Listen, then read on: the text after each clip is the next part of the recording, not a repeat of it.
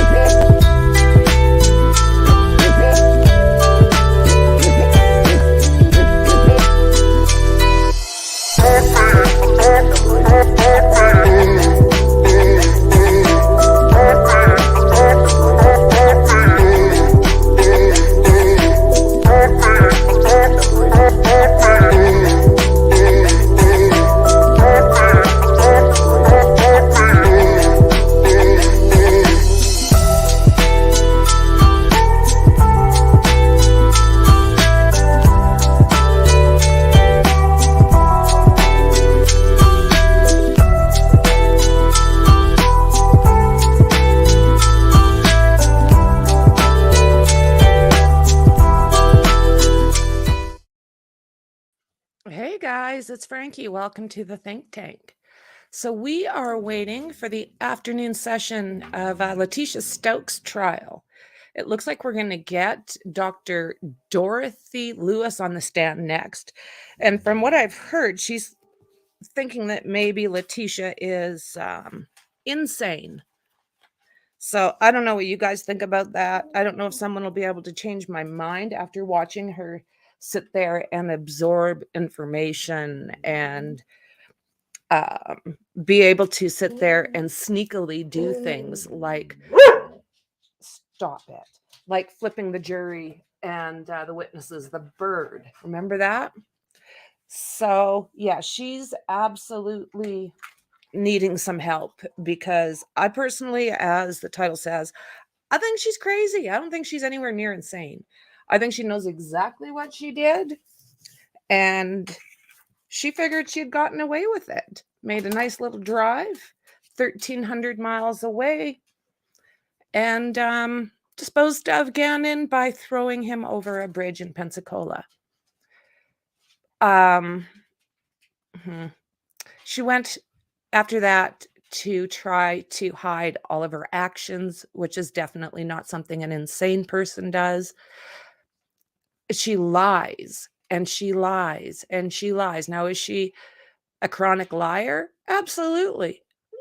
A bit narcissistic? I'd say so. But not insane. Not in my books. I've seen insane. I'm sure most of us have. And that's not it. That's not it. I've never seen anyone with multiple personalities, but I've seen enough to know that nobody knows really what's going on as far as you can't like summon them. Help, help. No, you can't do that. That's not the way it works. So we will, I like what Mind of Monsters said. She's crazy. She gives crazies a bad name. Unreal. So I'm trying to eat some hearty food today because it's going to be a little harder for the next week or so, possibly 2 weeks. So what was I just going to say here? Let me see. I'm going to check over here before I get too far. Do you think that she acts like a sane person? Or do you think she acts like an insane person? Like I said, crazy, yes. Insane, not thinking so. I'm looking forward to seeing what happens with this doctor on the stand this afternoon. And I'm also looking forward to see what the what the prosecution has to say about them. All right. I'm going to grab onto the feed.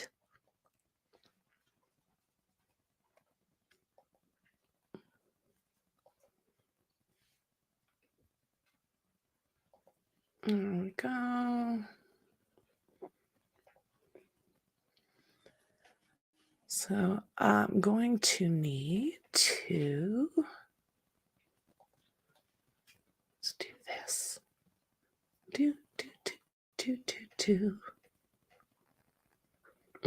Lori Vallow. Grr. We'll take a look at this until we, beautiful young boy. Can you imagine the terror? Absolutely heartbreaking. So I don't know. Do you guys think Dr. Lewis is going to make any headway with the jury, or do you think it's basically we all know that she's just like a nasty piece of work and that's where it stays?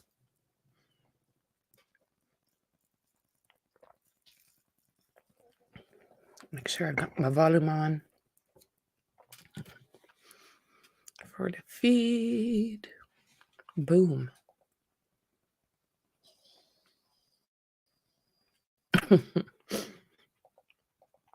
And no movement.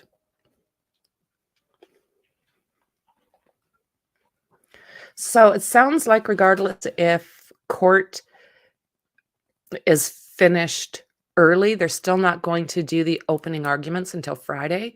The judge figured that everybody might need a little bit of time to get organized, which is fair enough. I mean, more than fair. I don't think I've heard of that happening too many times. This judge is definitely not your average bear. I don't think I've heard one bad thing about him, which is really unusual in these cases.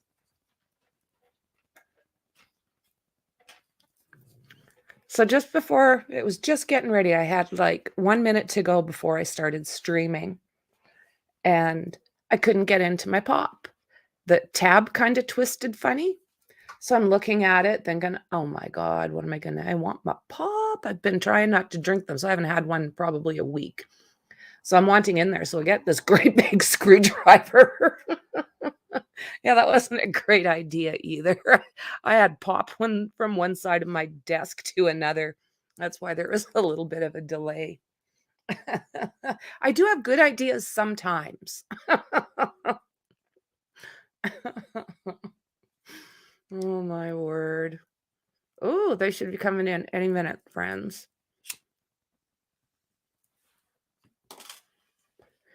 Any momento.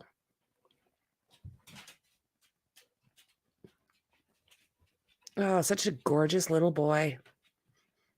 His dad. Oh, really?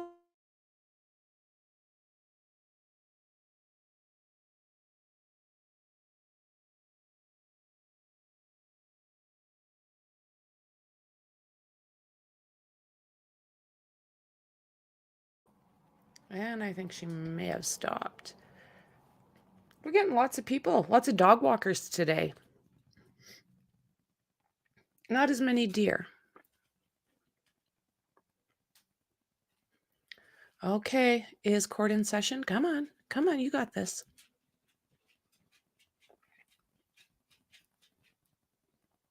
Not yet.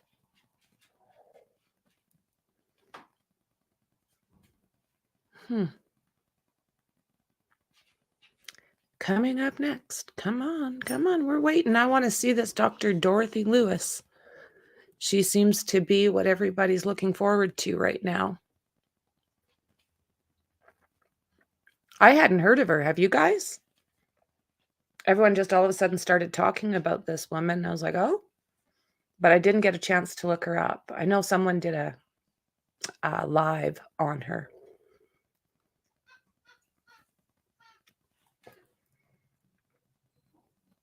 Okay. So have you guys been paying attention to the Lori Vallow?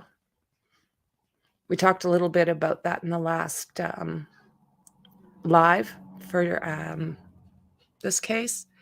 We talked about that case a little bit, and what the hell's wrong with that woman and those men. I'm really curious about this hair that they found in the tape that was around JJ. So I guess the question is, was that hair picked up or was she there? There is so much to learn. That case has got so many rabbit holes. It's unreal. 102. They're usually pretty much bang on, so they should be in session any minute here. I'm surprised I didn't trash my hand doing that. That was one of the sillier things I've come up with lately. I'll fix it. I got this. Oh, my word. Come on. I want to hear it. I want to see it.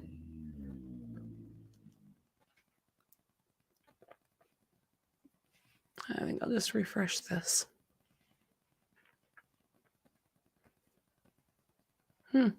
Not yet.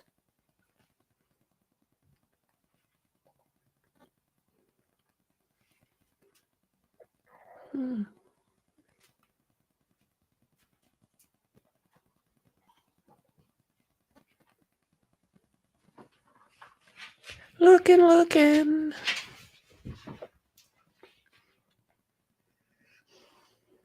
Sometimes you grab onto these streams and for whatever reason, they don't work. They're not streaming properly on their side, or I don't know what the issue is. I was just talking to someone not long ago but mind you, I suppose she doesn't download. She was saying her internet is good. I mean, mine is good to like bounce around and look at different paperwork. It's the downloading. Yesterday, like 15, 20 minutes, and it literally took something like 4 or 5 hours to get that sucker out. It's like, oh my word. So as soon as we hear motion, they're up and waiting for us.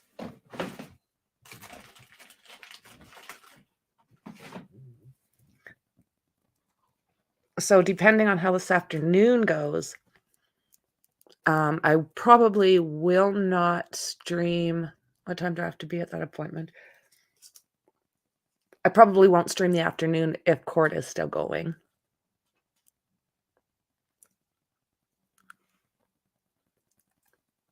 Started gathering leaves and everything from the front yard. It is that time. I looked in my backyard and my 2 dogs, oh my God. They like to dig. They like to destroy things. I love them, but they're bad kids sometimes. Lizzie was supposed to teach Jazzy, not Jazzy teach Lizzie. It backfired.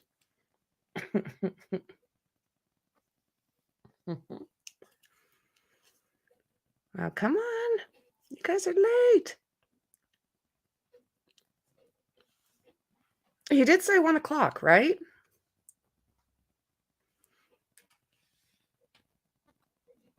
I'm going to go over here and double check.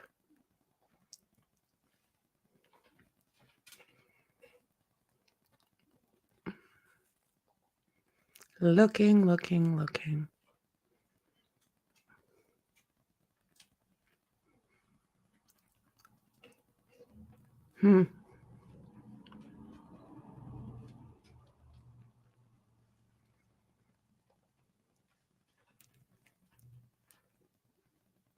No, they're not on yet.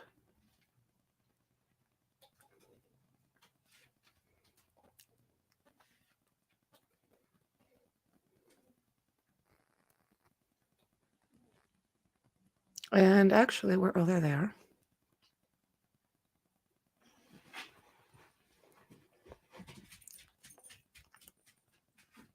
No, still not there. Doesn't matter how many tabs I open. Go figure.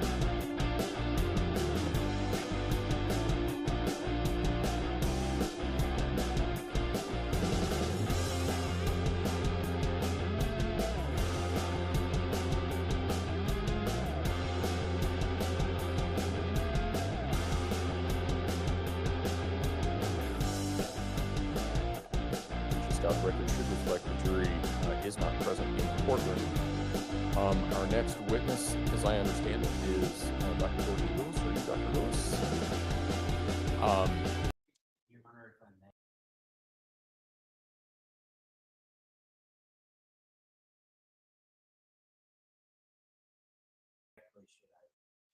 I was trying to figure that part out, actually. Maybe right next to the witness stand? Josh. Yeah. If we go over there, I can stand it. Oh. Let's get you sworn in. Okay, yeah. Couple of things. Okay. Listen to Mr. Sproul. I've had this conversation before. Don't move furniture in my home around.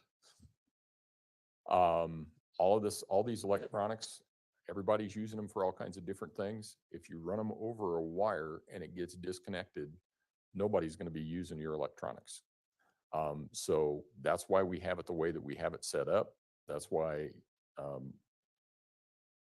you need to ask before you start moving things around. Wouldn't be right if I went into your office and started moving stuff around either. So let's not do that. Dr. Lewis, if you would raise your right hand. Do you swear or affirm the testimony about to give in this matter will be the truth, the whole truth, and nothing but the truth? Okay. We have had, just a minute, we've had some conversations and a couple of things. I understand that you had a meeting with Ms. Stauch and Mr. Tellini on Sunday. Okay. You can't really mention anything about that or anything that you learned from that. I see that you're puzzled by that. In Colorado, the rules governing trials and my orders are that all expert reports are to be provided to opposing counsel no later than 35 days prior to the time of trial.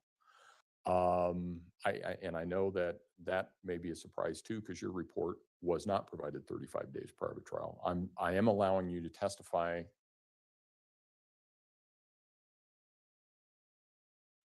to the matters that I have in your report, or that you have referenced in your report. I think it's dated. There's one that was February 13th and one that was March 16th. Thank you. So you can talk about things that are in your reports of February 13th and March 16th, but nothing after that. In addition, my understanding is that, and I'm not sure when this was discussed, but there was information that Ms. Stauch may have sustained a concussion, I think during softball, and may have had some of her teeth knocked out as a result of that. You can't mention that either, because that's not in your report either. But I will say this, you can, it's the first report, right? Mr. Tellini? It is. And the only other thing I would just supplement regarding the softball, there's nothing in any of the reports about the teeth being knocked out. There was in the reports, specifically CMHIP, documented that Ms. Stauch said that she had had concussions playing softball, and then in her Let me finish the advisement to the witness before we go down another avenue. So you do have in your February 12 letter, you do have a report that she was severely injured when a shelf fell on her head and knocked her unconscious. You can talk about that. That's all okay. That she was taken to an emergency room, required a CAT scan, had a discharge with a diagnosis of brain damage. You can talk about those, but you can't talk about the softball incident. So with that, you can give Mr. Cook some direction as to where you would like to be. I think it's a clarifying question. Okay, sure. I believe, Your Honor, that the incident wasn't mentioned, but that it is only the problems having to do with her teeth that can't be mentioned. Is that correct, that the incident itself had been? No, what you can't mention a softball incident.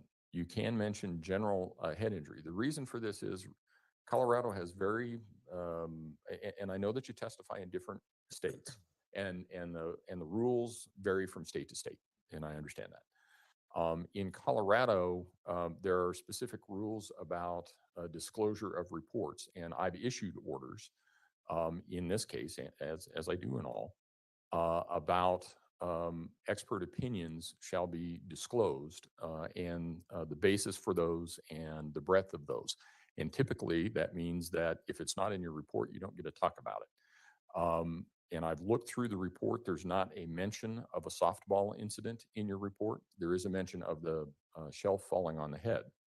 Mr. Tellini in a minute is going to tell me that you should be able to talk about the softball incident because it's mentioned in a CMHIP report. I understand that, but you don't have any opinions in any of the reports that you issued that reference how the softball incident play into your opinions. Does that answer your question? Okay. Okay. And we have two options, maybe. You can sit next to it. No, she's fine. Would it be okay if I finish my whole? Oh, yeah. My whole statement? Okay. Yeah. All right. We have two options. We can sit you next to the witness box, and we can put that microphone closer to you so that you're not having to hold a microphone. The other option is that we have a microphone, and I don't know, I guess, and you would have to hold it in your hand when you're talking. So it's up to you. Some people might find that uncomfortable. I've never done it. Don't think I would ever want to, but it's up to you. Okay. All right. So, and I don't, those steps on that witness stand are tricky. That's why you'll see that they have tape on them, so that, because we've had people fall out of them and fall into them and all of those sorts of things. So it's up to you, whatever you think is more comfortable. I will tell you that that chair does not move. It swivels, but it doesn't move forward. And I don't think it rocks either. So it does. Yeah. So it moves forward a little bit. So it's up to you how you think you would be more comfortable. So just tell Mr. Cook what you want to do.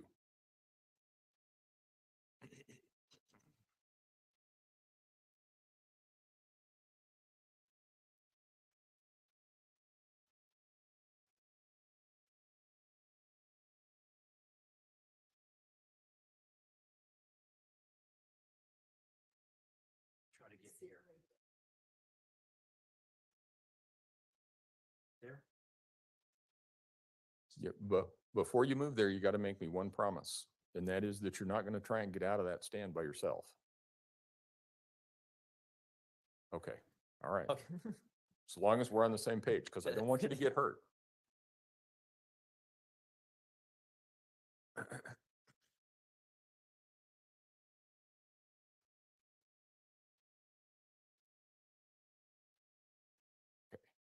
And then, That works. does that work? Okay. The defense has been catching All right, so caca. we'll bring the jury in then. They had like a 3-hour meeting with the defense had a 3-hour meeting with this witness, and they wanted to question her on everything that they had talked about. But it sounds like the state, you have to give the opposition or opposing counsel 35 days with this information, and they didn't do that. So therefore, she can't discuss what they were talking about in any way, shape, or form. So this could be interesting.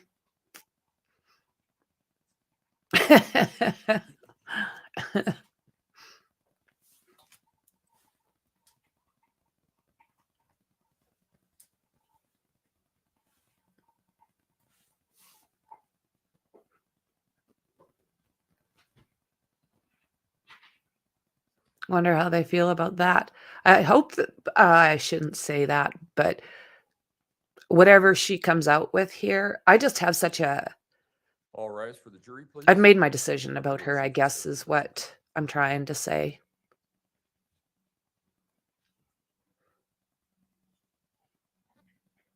I don't believe for 2 seconds she's innocent or insane. So this to me just, it feels like a huge waste of time. And if this is not up and up, we know that the state will be voicing their Thank you. May opinions all and be bringing seated. up what they know. Let's giddy up. Court I'm will going to turn this recall off for 20 now. CR 1358, People versus LETECIA STAUCH. Record should reflect the jury has returned to the courtroom.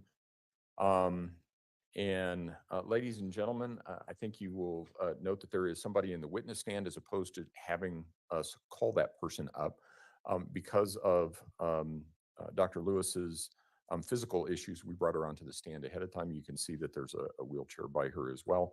So she's already been sworn in. And with that, Mr. Tellini. All right. Good afternoon, Dr. Lewis. Good afternoon. Could you please state and spell your last name for the record? Dorothy Lewis, Lewis, MD. Okay. And Dr. Lewis, we're going to talk a little bit about, to start off with, about your education and then some of your work experience that has given you insight into some of the issues that we're going to be discussing and some of your other qualifications. Is that okay? Fine. All right. Where, Dr. Lewis, did you go to undergrad? I went to Radcliffe College of Harvard University. And was there a rank in which you graduated from there? Was there a rank in which you graduated? Were you magna cum laude? I was, magna cum laude, right? Yes. And what does that mean? That's with high honors. Okay. And after graduating from there, where did you go to school next? I subsequently went to Yale University School of Medicine. And do you remember what year you graduated from Yale University School of Medicine? In 1963. After you graduated from Yale Medical School, where did you go next? Did you do a fellowship or what did you do next? After graduation, I received a fellowship from the National Institutes of Mental Health, and it was a research fellowship, and in which I was studying the ability to measure an individual's capacity for intimacy, for the ability to relate warmly to other human beings or empathically to other people. And how long did you do that for? For a year. Okay. And what did you do after that? After that, I did an internship in pediatrics. And how long did you do that? For a year. For a year. And what did you transition from your internship in pediatrics? Where did you transition to next? I then did my adult psychiatry training at the Yale University School of Medicine in the Department of Psychiatry. Okay, so then you went back to Yale to specialize in psychiatry, correct? Correct. And how long were you at Yale Medical School the second time? Endless. It Okay. was 2 years in adult psychiatry, and then I did 2 years in child and adolescent psychiatry. Okay, So that would be a total I think of with 4. medical school, quite a few years. Okay. And then with your training specifically in adolescent and pediatric psychiatry and psychology, what did you use? Where did you take that training and where did you go to next? When I studied adult psychiatry, I did my first year of training at the West Haven VA hospital, and then the second year of adult training was completed at Yale New Haven, mostly on the inpatient service and in part on the outpatient clinic. What kind of stuff did you see when you worked with the VA? Everything. Everything. Yes. It was primarily men, and it was individuals who had varying amounts of experience and time in the service. But it was an inpatient service, and much of the time I was on a locked service because it was with patients where there was a risk to themselves or perhaps to others, were in an open ward. Okay. And then after that, did you move on and do other stuff in either pediatric or adolescent psychiatry? Yes. Letitia's After paying attention. Go after figure. the adult training, I spent 2 years at the Yale University Child Study Center, and this was actually most of the training there was outpatient. Did they get a training cute little old in lady so no diagnosis one and would treatment of children want and to adolescents. Say, no, you're wrong. And We'll just at- put a at some sweet little point old in lady on. time, That's our did your ticket. training in pediatric and adolescent psychiatry come to kind of intersect to some degree with the court system? Yes, Could you explain that for us? yes. During my training in child psychiatry, I became interested in the juvenile court in New Haven. And so I began by just spending one day a week at the juvenile court, just sitting, listening in, and being available if there were any way I could be useful. And Mm. at that time, it became clear that the court was handling some extremely emotionally, psychiatrically, sometimes medically, neurologically disturbed children and their families. And what is more, they really had no services to offer these people. So what I did is I collaborated with the head of probation and also with the chief judge at the court, and we applied for a grant to create a clinic at the juvenile court in New Haven. And to the best of my knowledge, I think it was the first court clinic, period, psychiatric clinic in Connecticut that had ever been. I could be wrong, but I'm pretty sure that it was. Okay. And to the best of my knowledge, I Bet you worked she there makes for quite a few absolutely years, awesome and cakes. it has continued to be funded, and it continues to exist. Exist even today? I think so. Okay. She seems so sweet. There a time then when you kind of move from working with adolescents to an older population with psychiatry? Yes, I'm trying to think of Okay. any exact of when that occurred. Well, do you remember being invited to join either the facilities of Columbia University or New York University or NYU? Well, there was another year in between there. Oh, well, what happened in that other year then? I'm sorry. While at the juvenile court clinic, the purpose of the clinic was one service, and to the court and to the families there. Oh and, my, here we go. Also research if any research issues came up to study them.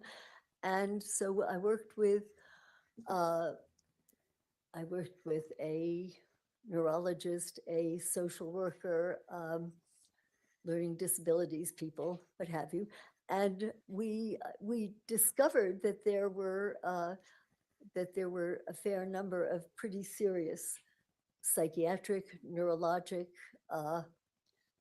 disorders in this group. And what we did is we did some studies to try to measure, were there any differences between, let's say, ordinary adolescents in the New Haven area who were not delinquent and the court clinic population. And we found that indeed there were. And we published some papers on the differences between actually some of the fairly severe neuropsychiatric problems that distinguished the delinquent group from the other group, from the matched group of non-delinquents. And somehow our work became better known. And then While we're going back and talking about that work, were those in what are called, back to those articles being published, were those published in peer-reviewed journals? Yes, I Oh, believe so. And what is a peer-reviewed journal? A peer-reviewed journal is it's a scientific journal, and it's a journal in which you submit your whatever your research findings are, and then they are reviewed. I don't know if by it other does on people here, but I can turn it who off. are experts in your field, often bigger experts in your field than you are, and they're reviewed to see whether they merit being published or not. And and they were. And subsequent to that, This one I doesn't think give I us a forgot lot to of mention, options. I received a call from someone at the state, somebody in, I think in corrections, and they had some funds in order to study juveniles at a correctional institution in Connecticut that had been created for seriously aggressive delinquents. It was a kind of new concept. And they asked whether I could put together a group similar to the group whom I had put together for the Port Clinic, and whether we could study the juveniles at the institution for severely violent delinquents. And so we did do that, and we did do research that compared, well, we compared some of the more aggressive delinquents with the less aggressive, and eventually we were able to move out a little and to, we were able to actually get a group of non-delinquents, and we were able to do a matched sample. It was from New York and Good from Lord. Connecticut, of delinquents and non-delinquents from the same socioeconomic background. Perfect. But one had been in trouble with the law, one had not. And we published that. I think that was maybe one of our more influential kinds of papers. And I think that it was perhaps as a result of that and some of the other papers that we had published that I received invitations to join the faculty at several of the universities in New York. And so I moved my work, and I moved to New York. I moved my work to New York City. And back to those studies that were fairly influential, was part of the reason they were influential is because they were kind of groundbreaking and contrary to how people had been looking at juvenile offenders prior to that. Oh yes, they were different from what I had expected when I began my work. It was during the era of West Side Story, where we're depraved because we're deprived, right? And really, that was how I had trained and what I expected to find. And I was surprised to find what I found at the Court Clinic and then later at the School for Delinquent Kids. And yes, it was new, and it was, it's always been an area of disagreement, of argument, of Next questioning. I think by question. now it's fairly well accepted. Whoa. But at the time, it was a surprise to me. This is one and to, question, guys. the people who read our work. Okay. And then you were indicating you moved your practice to New York. Where specifically in New York? Well, I received invitations to join the faculty of Columbia University, Cornell University, and New York University. Nice. And it was Back in the it era was a of the West Side difficult Story. choice, a kind of heady choice. And I decided to pick NYU, New York University. It may have been the least prestigious of the three, but they had a prison. And New York and Cornell and Columbia, they were not delighted having services for violent adolescents or violent adults, whereas NYU, first of all, its base is Bellevue Hospital, and Bellevue was the very first, I believe, the very first general hospital in our whole country, anywhere. And Wow. NYU was, or Bellevue was very well known for having a prison unit in it. And Cornell and Columbia didn't go for that. So I decided to take a position at Schwoofda. NYU at Bellevue, and I commuted there for about 20 years from New Haven to New York. And then, so that allowed you to continue doing research in a certain population and how She's adorable neurological and psychiatric long-winded. things affect that specific population. Would that be accurate? Yes, it extended your opportunities because in a general hospital, you have equipment, you have MRIs, you have EEGs, you have the ability to do 24-hour EEGs. There are opportunities that you just don't have at a court clinic or in a detention facility, so that it did give you an opportunity. Also, it had other faculties, they're all different fields in any general hospital. So it gave you the opportunity to consult. If you didn't know what was going on or you had questions, you had other people you could ask and you could consult with, so that it was an ideal place to try to do research on. By this time, the research was on the correlates of violence and the distinction between what perhaps creates a violent individual and what kinds of things may be protective from violence. And did you continue, so you continued to do research, and did you continue to have articles published in peer-reviewed journals? Yes. If you were just going to guess off of the top of your head, how many articles in peer-reviewed journals have you had published that specifically go to kind of this type of thing you're talking about, criminal acts in neurology and psychiatry? Well, almost all of them are in that field. I haven't counted. My guess is somewhere between 100 and 200. But Okay. I don't know. And then at some point, because of the articles that you've had published and the research that you had been done, were you then starting to be requested to do evaluations or consult on criminal cases? Yes, actually, you remind me of how this did come about. Okay. We had,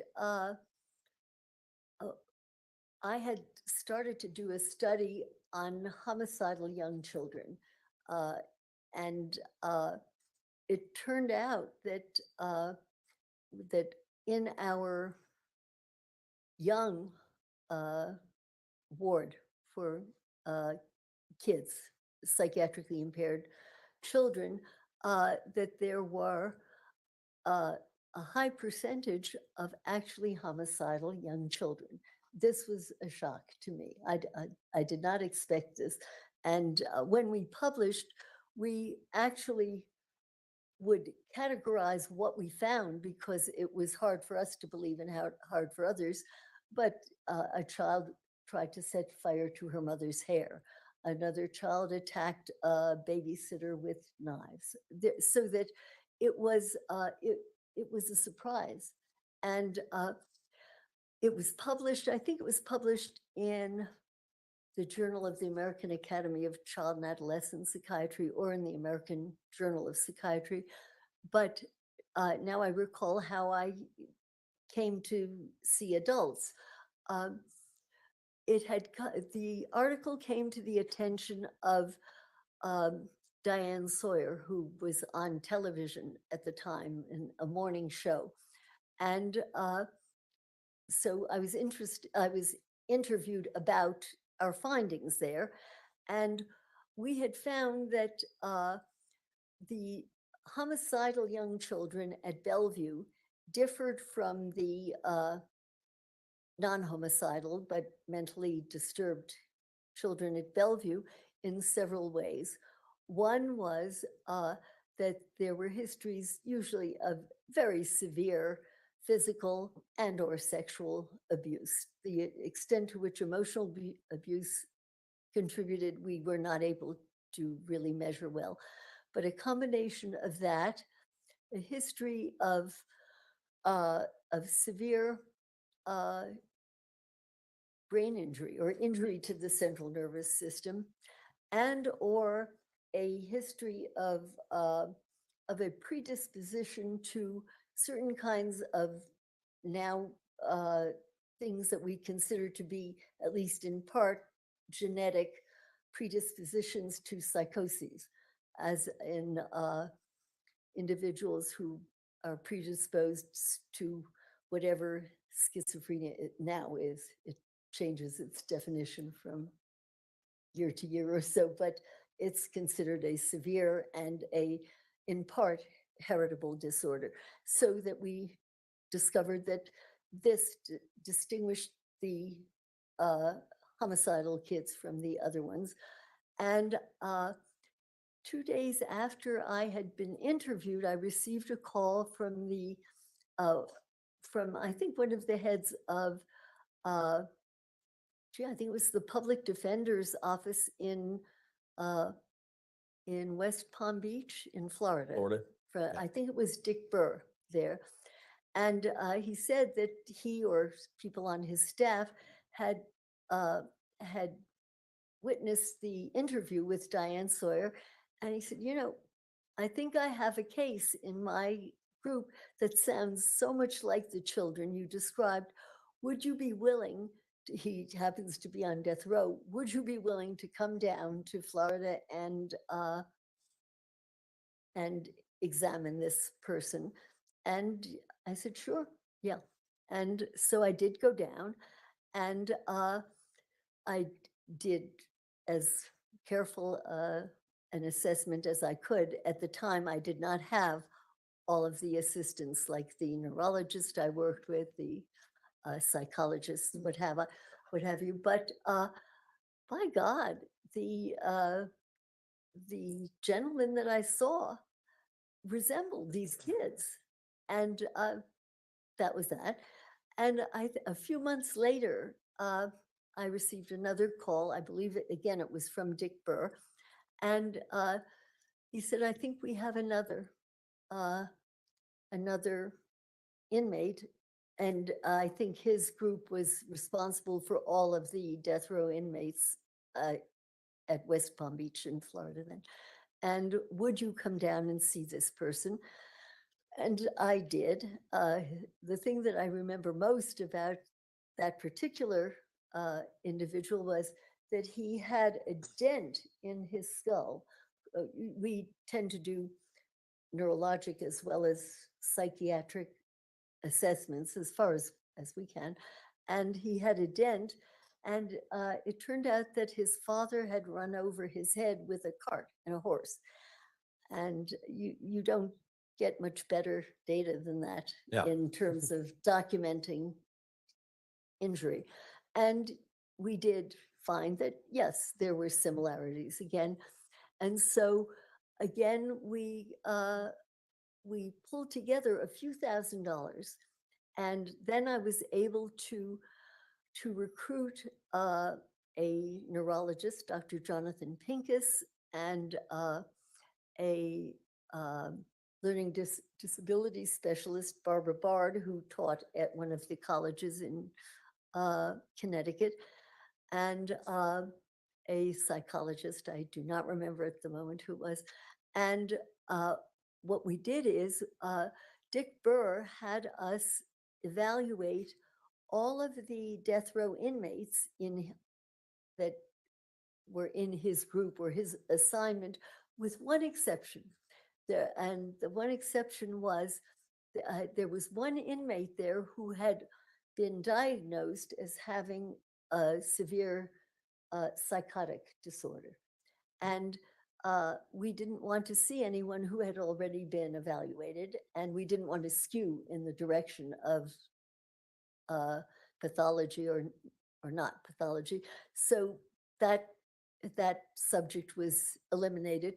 But other than that, we evaluated all of the Death row inmates, the death row inmates in his group. And we published that study, and I think that was published in the American Journal of Psychiatry. And I think that that's what kind of gave my work a sort of kick in that direction, because it was unexpected and fascinating, new insight into some of the things that go along with homicidally aggressive behavior. And since that time, could you estimate how many criminal cases you've been asked to do evaluations on? Oh dear. I don't know. I'm not certain, I would have to guess somewhere between 1 and 200 or more adults on death row by and large, but I'm not sure. It could be more. And a significant portion of those cases that you were brought in to do the evaluations on were death penalty cases, correct? Yes. Okay. And during the course of this work, did it start to become apparent to you that there were many cases of, it was called multiple personality disorder at the time, but now it's called dissociative identity disorder? Many cases of individuals on death row who had the disorder who had not been diagnosed properly. No. Okay. In part, when I say no, that doesn't mean that it didn't exist. What it means is that when I trained, that the very diagnosis was up for grabs, and perhaps it still is. It depends on the experience, the sophistication, the training of the individual. But I had been trained to be very skeptical Yep. about the existence of this kind of disorder, and so I have little question, but that maybe over the first quite a few years that I worked on death row or worked with very dangerous people, I think I missed the diagnosis, because you can't see what you don't believe exists. You just can't. You miss it, and so that I'm fairly certain that it existed, but I didn't recognize it. And then over the years, as I was confronted with more obvious kinds of cases, and also sometimes people had diagnosed something before I had, and when I was asked to evaluate the individual, I became more aware of what this disorder was like. But no, when I first went into this field, I did not have any idea that I would be seeing this, Yeah. nor did I think it existed really. And then through your training experience over the years, you were able to recognize it and diagnose it more often. Would that be accurate? Yes, and what I tended to do, because I was aware of my own skepticism, we do not often videotape our interviews. It's not usually possible. It's a very complicated thing in a prison. But what I did do was, if there were cases where I said, nobody is going to believe this, those are the Yeah. cases that I would say, let's videotape these and then leave it up to whoever sees it, if it's a jury, if it's other clinicians. But so it was at that point that we started to at least videotape some of our more problematic cases. And then you could start to document more of the objective signs, symptoms, behaviors that led to that diagnosis. And have you published peer-reviewed journals on either multiple personality disorder or dissociative identity disorder, as is now known? Yes. Do you know how many? No, Okay. I don't. I can think of one that I think is the most maybe important one that we published, and the reason was that in a lot of these kinds of cases, particularly cases where there is a question of malingering or of trying to get away with something or what have you, you really want to be able to document something that you didn't create. It was there before they set eyes on you, because when people make this diagnosis, they're often accused of suggesting it. And so what we would try to do is at least document and videotape when there were data that antedated our contact with the individual whom we were seeing. And that's how we would get objective evidence that something existed. And you also ended up writing a book based primarily on your dealing with death row inmates who suffer from, at that point, I think it said multiple personality disorder or dissociative disorder. Yes. What was the name of that book? Guilty by Reason of Insanity. And then you've also been the focus of a documentary that was on HBO. Yes. So you tell me a little bit about that. Sure.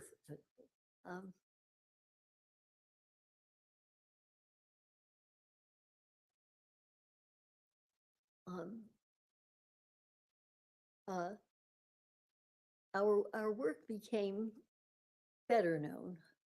Well, better known in certain circles, I guess. And a producer named Alex Gibney became aware of my work and just contacted me to try to get consultation on a mini series that he was going to be creating with Laura Dern, with the actress.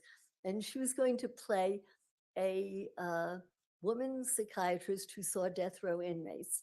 And somehow he got my name and interviewed me. And I brought with me some of the tapes that we had made of some of the more interesting cases that we had had. And after, 2 or 3 sessions working together, he said, Dorothy, I don't want to do the mini series. I want to do a documentary on you.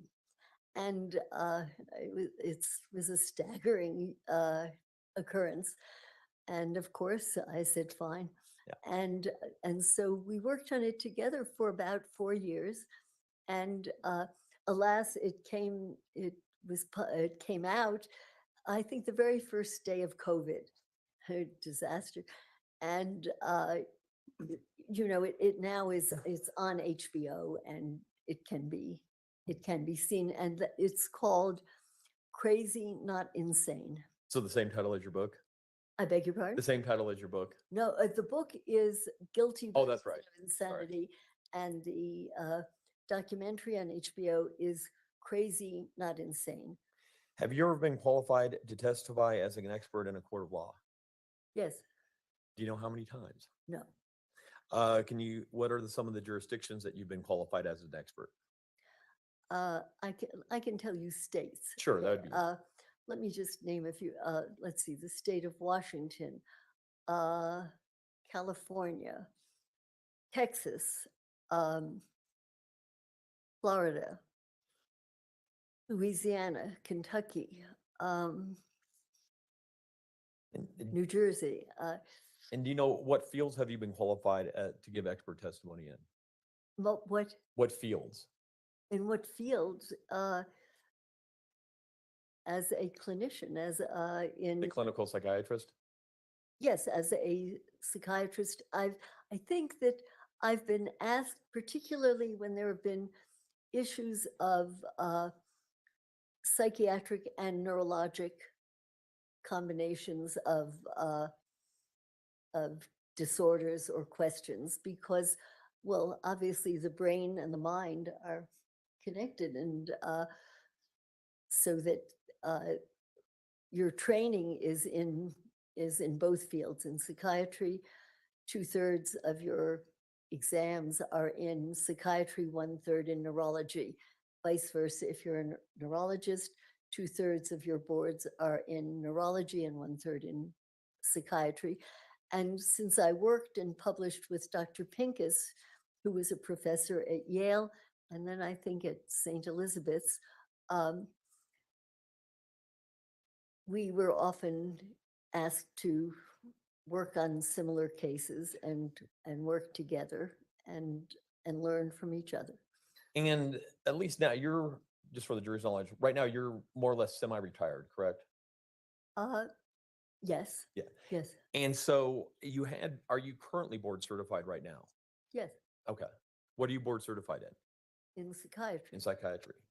Your Honor, at this point in time, I would offer Dr. Lewis as an expert in psychiatry and ask her to be allowed to issue opinions in accordance with. Prosecution May I vote aye, Your Honor?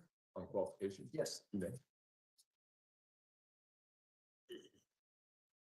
Good afternoon, Dr. Lewis. How are you doing? Hello. My name's Dave Young. You and I have never met, correct? Correct. I just want to ask a couple questions about what you're doing now. What does semi-retired mean? Well, I've retired from teaching teaching regularly at NYU and at Yale, although I may give a talk now and then, or in another setting, I may be invited to do a presentation or give a talk. And I'm working on analyzing data. We have a great deal of data that have never yet been analyzed, so that I'm working on that and working on writing, and on occasion accepting a case such as this to assist in the diagnosis or it's usually of a violent individual. And when you testified earlier about certain circles recognize you as an expert in the field, what did you mean? I don't recall using the term certain circles. Could you remind me of? Sure. I forget what the question was, but you said that you were being recognized as perhaps one of the pioneers in dissociative identity disorder within certain circles. Do you recall saying something like that? Well, I can transpose it a little bit. I have done the chapters in the past, I guess over the past maybe 15 years now, in the major psychiatry textbook, the comprehensive textbook of psychiatry, initially by Friedman and Kaplan, and then Kaplan and Sadoc, and Sadoc. And I have, for example, I've published in the last two editions, I did the chapter on antisocial behavior, criminality, and violence. And I also have written, but I think it's the 11th edition, has not yet been published, but I have in press the chapter in that particular textbook, and I think that's pretty generally agreed upon as the most accurate and relied upon textbook in psychiatry in this country, maybe anyway. So, and the circles you're talking about is the field of psychiatry, is that right? Yes. Okay.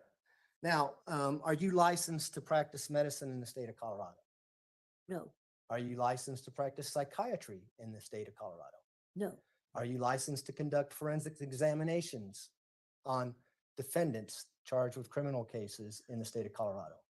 I believe I'm recognized as an expert and permitted to do that, but I don't have a license in Colorado. I've tried to maintain, for the most part, licenses where there is reciprocity. And all these states where I have mentioned, I'm not licensed in each of them, but usually on the basis of places where I've for years, I continued having a California license, a New York license, and a Connecticut license because they tended to be reciprocally recognized in other states. And hence I could testify there, but I do not hold a license in each of these states.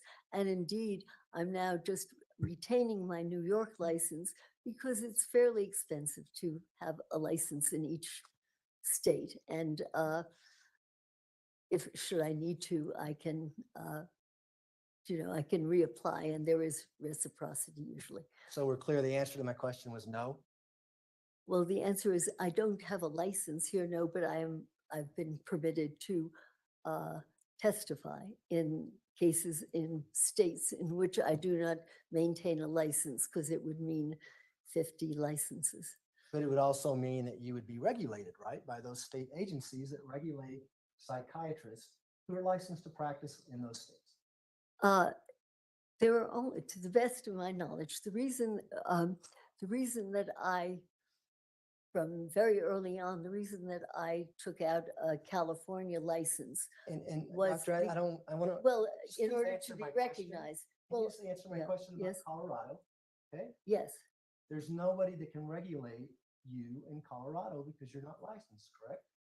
I don't think that's correct. I think that I believe that your medical boards or your boards in psychiatry could certainly license me for the purpose of, say, testifying in a case, to be recognized as an expert, but I would not have to pay, say, $500 a year to 50 states in order to maintain a license there. But there is reciprocity in almost every state. In California, you have to have your license within 2 years, or it's very hard to be recognized there. Therefore, I've tried to maintain licenses in places where if I did not get them early enough, there would be a risk of not being recognized there. Did you contact anyone in Colorado to see if you had reciprocity in the state of Colorado? No, I did not. It was my understanding that that there were only, I could be mistaken, but that there are only two states, Florida and California, where it is really very important that you actually have a license and pay for it every year in order to maintain your license there. But otherwise, there's everywhere I've been, there has been reciprocity. I didn't even question it here. I assumed that this had been ascertained. Am I mistaken? Is it different here? Well, I'm asking you. I don't think so. I believe that that there is reciprocity if your credentials are good, and if you are board certified. Your board certification is kind of a recognition that you are trained, prepared, and competent to work in that state. But Colorado would have no authority to reprimand you, for instance, if you did something wrong as a psychiatrist. No. No, the objection is sustained. Move to a new area. When's the last time you've been qualified as an expert in the field of forensic psychiatry? I am not a forensic psychiatrist.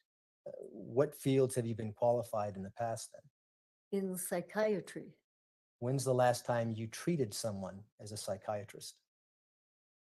Oh my goodness. In the past year.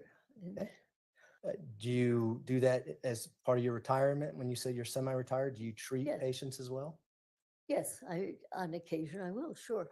Or will consult, or by and large now I do more diagnosis and consultation and less ongoing treatment. Those are my questions, Jack. Thanks. The witness will be, Mr. Tellini, you wanted to proffer this witness as an expert in the field of psychiatry? Yes, sir. The witness will be so qualified. Go ahead. And Dr. Lewis, let's just clear that up. You need a license to practice medicine in a state if you are treating an individual, correct? So if you were providing medical care and trying to help somebody with their problem, as opposed to just seeing what their problems were, that's when you need the medical license. Well, I'm not sure it's restricted to that. I'm not positive that you would define it that way because of reciprocity. And you know what one might be able to do is get a time limited period in which you could treat a patient. I've never been in a position where that's been an issue or where that's in question, but again, the reciprocity recognizes that you're competent to work in these states in your field. And just to be clear, I didn't contact you hoping that you would treat Ms. Stauch. I contacted you to see if you would evaluate her. Yes, Okay. And you've not provided any type of medical treatment other than the evaluation to Ms. Stauch. right. Okay. When I contacted you regarding this case to see if you would assist, what type of information then did you seek out or were given before you came out here to perform the evaluation of Ms. Stauch? I would have to look at. And if it's okay with the district attorney, make sure you refresh your recollection. Sure.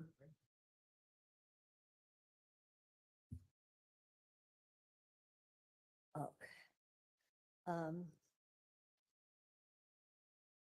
In addition to interviewing for 14 hours. Yes. And consulting with a social worker, investigator with you, and reviewing the reports of Doctors Torres, Gray, and Grimmett. I've looked at incarceration records and nursing records and these kinds of jail Yep. documents.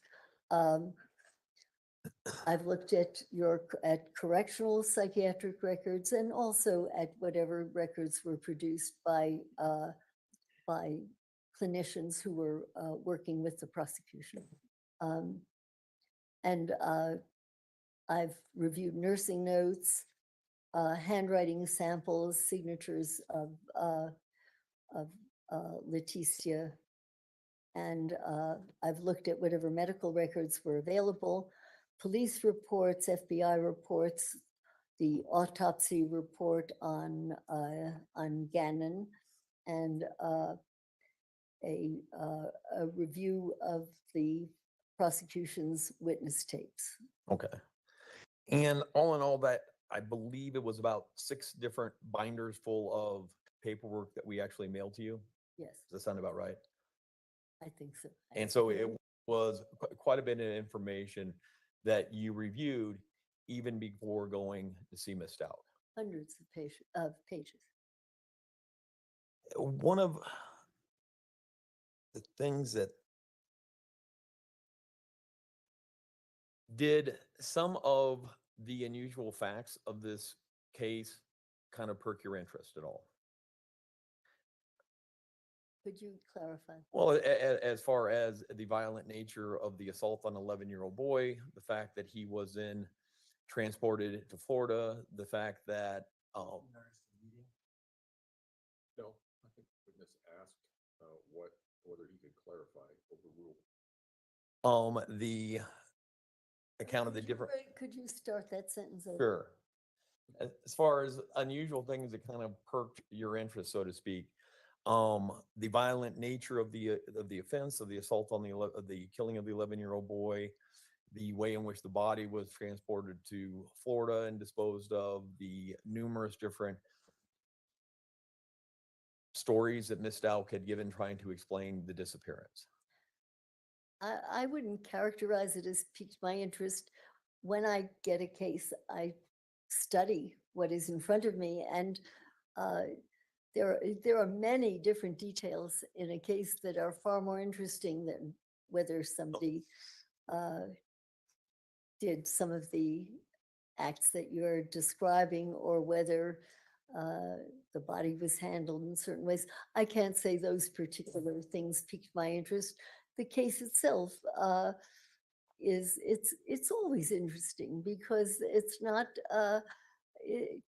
there's so many reasons and combinations of reasons that lead to bizarre and violent behaviors that I can't say that one thing piqued my interest more than another. And you came to Colorado Springs to do the interviews of Ms. Stauch in November of 2022. Yes, I believe so. And you did about 14 hours of recorded interviews with her. I think so. You Okay. timed, I did not time. Okay. And one of the things, actually, these interviews were done at the El Paso County Jail, correct? Yes. And I was actually present there with you while these interviews were being done. Yeah. Is to leading. That part is, you can ask her who was there. Who was I there? Yes.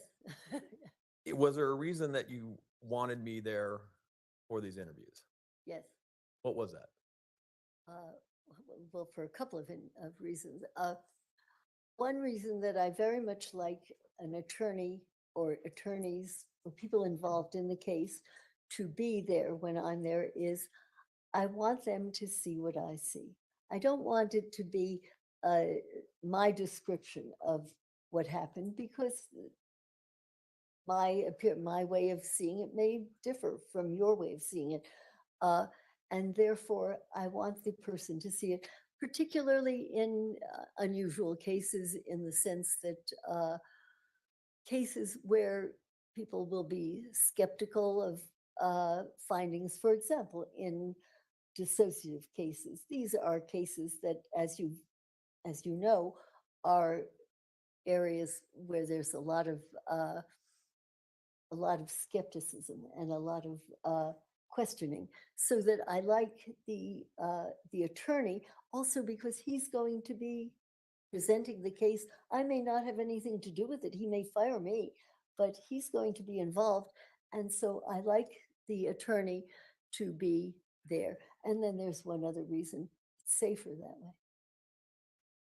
And it's taken me a while to learn this. When I was a whole lot younger, I was a whole lot sillier and a whole lot braver. But I like to have attorneys there or someone there with me so that I'm in a safe place and I can relax and do my thing. Were there any precautions taken about where I was seated to kind of prevent me from influencing things? Well, I can tell you what I do all the time. Yes. Okay. Okay. And I assume I did this with you. And again, I didn't always do this. Okay. It came by hard knowledge. I had worked on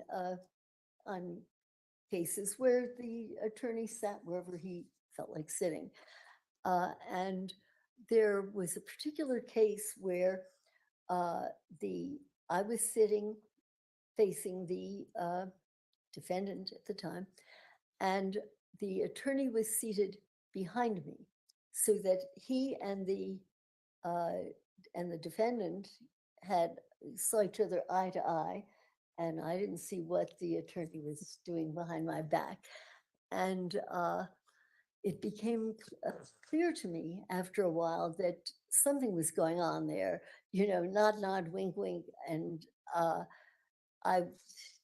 it's not like me to do this, but at some point, if I may be less than polite, I said, wait a minute, cut the crap. Yeah. I said, what's going on here? I said, if you two have stuff you want to talk about with each other or whatever, go ahead. But it was clear that there was communication going on there, and I could not rely on what the defendant was saying, looking at me, and I left the room. I said, I'm going to get up and leave now, and you two talk about it. Go ahead, and I'll be back, and maybe we'll go on, maybe not. And I waited for a while, came back in, and they said, yeah, they would stop this. And then I changed the positions so that I could see, I could see both what the defendant was doing and what his or her attorney was doing, so that there was no, as far as I could prevent it, there was no communication between the two of them. And so I did, if memory serves, this was recent enough Yeah. so that I knew enough to place you. Is that correct? Is that Yeah. where I did place you? Well, and we have a stipulation for all the 14 hours of video has been admitted. And so if the jury wants to view the videos, they are going to be more than welcome to when they go back to deliberations, and they can confirm both seating positions and that there wasn't any crap going on. Yeah. Mr. Young, is there a stipulation? Yes, there is, Your Honor, and these are people's exhibits. I realize this is defense case, but Yeah, it's there's okay. a stipulation to admit people's exhibit 729 through 734. 729 is an interview that took place on November 15th, 2022 in the morning. 730 is an interview that took place on November 15th, 2022 in the afternoon. 731 is an interview that took place on November 16, 2022 in the morning. Exhibit 732 is an interview that took place on November 16, 2022 in the afternoon. 733 is a interview that took place November 17, 2022 in the morning. And finally, 734 is an interview that took place on November 17, 2022 in the afternoon. I'll just give these to the court for you. Yeah, that'll be fine. Then exhibits 729 through 734 will be admitted. Mr. Fellini, go ahead. Thank you. Those are in CDs, not thumb drives yet. They're thumb drives actually, because they're larger. Oh, all right. Okay. All right, Mr. Fellini. All right, and Dr. Lewis, before we kind of delve into the subject matter of those 14 hours of interviews, I want to talk about some things more general. I want to talk first about disassociation. And what is disassociation? It's not an easy question. It's first of all, disassociation is not like one single fact. It isn't like a strep throat and that's it. There's a germ. This is what causes it. This is what cures it. Dissociation seems to be a continuum of the way in which the human mind works at different times. And we all, at times, dissociate. An example that many people will give will be if you're ever riding along a highway. I know I've done this, where you're riding and you're thinking about one thing and you pass the exit where you were going. You intended to do one thing, your mind was on something else. And so you were somewhat dissociated from what was actually happening in front of you, and then realized your mistake and corrected it. So that would be on a very ordinary day-to-day type of behavior. There's nothing abnormal about it at all. And at the other end of that spectrum is something that now is called DID. In the days when I started training, it was called MPD, or multiple personality disorder. And there, I can tell you what it seems to be and the way in which I understand it now. We do not have a good understanding of the physiology of it, of the, the way in which the chemistry of the brain works. We don't have a perfect understanding of the way in which the neurotransmission works. There's a lot more to learn about it. But it looks as though, first of all, we do seem to know what causes severe dissociative disorders. When very young children, even infants, are subjected to early, ongoing, relentless physical and or sexual abuse, where it is intolerable, where you can't cope with it anymore, the mind seems to self-hypnotize. Now, colleagues of mine would maybe use different terms to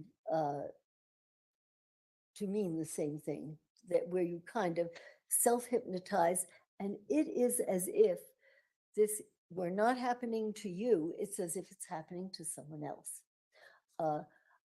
Examples of this, some of you may have had these because these experiences occur occasionally at random, but sometimes an individual will picture looking down on himself, let's say from a ceiling. It's as if the person or the mind gets away, and they are looking down at the person to whom some kind of unpleasant episode is occurring. That is a kind of dissociation where you have psychologically, I can't tell you how, physiologically or in terms of neuroanatomy, we don't know that yet. But it does seem to be a biological, a physiological phenomenon that occurs. And so for a while, it's as if this is happening to someone else. Now, in the very serious kinds of cases that I've seen, it's very common for the individual who seems to have kind of split off from himself and not be there. It's very common for that other aspect of the person to take on the characteristics of the abuser. And it's this may be why it's so astonishing and why it takes so long for people to accept that this does happen, but it does happen. It is extremely common for an alter, if you wish to call the other entity that seems to split off psychologically, not really. There's only one body there, but psychologically split off. And that is very often the abuser. And this is why, well, when I do teach about, about treatment, if you know this, and if you're sophisticated about this, you never speak ill of the abuser. Now, you may know from the data that have been acquired and the histories from different people, you may know for sure that yes, indeed, this person was abused by another, let's say by a parent, by a father or something like that. You never badmouth the abuser. You just don't do it. And the reason is that the mind operates in a puzzling fashion, so that if you, in fact, in the first case where I ever recognized this, if you don't realize it, and if you badmouth the person, you say, oh, he's terrible, and someday we're going to get rid of him.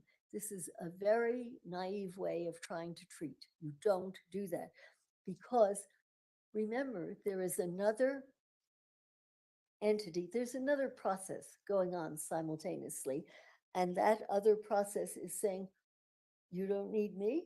Oh, sure you need me. I'm going to kill her.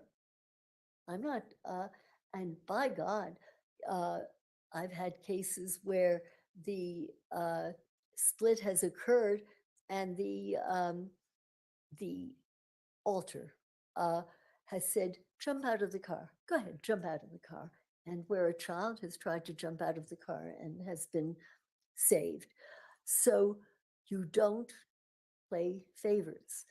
In fact, you find yourself saying, if you are trying to communicate with both entities at one time.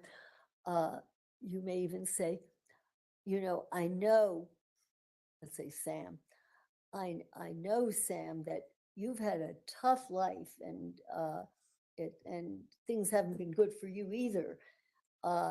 We'd like to know more about that later on. But meanwhile, please do not encourage Susie to jump out of the car. And so that, one of my kids teases me and she says, Mom, you're the only one who does group therapy with one patient. But think of it that way, that all aspects of this individual often are aware. Not always. Sometimes it's too painful and the split is different, and the alternate entity is not aware of what's going on, but sometimes they are. And so in the interest of safety, you don't badmouth. And we understand, I'm sure you had your reasons for whatever you did to so-and-so, and we'll talk about that another time. And this is the best I can do to really explain to you how this happens. I believe that in the decades to come, that probably more of this will be understood, that as we get better equipment and better ways, by the way, we have tried to look at different EEGs of different personas and to see, can you really see a different electroencephalogram going when a person is in an altered state from another state? My group has not been successful that way. There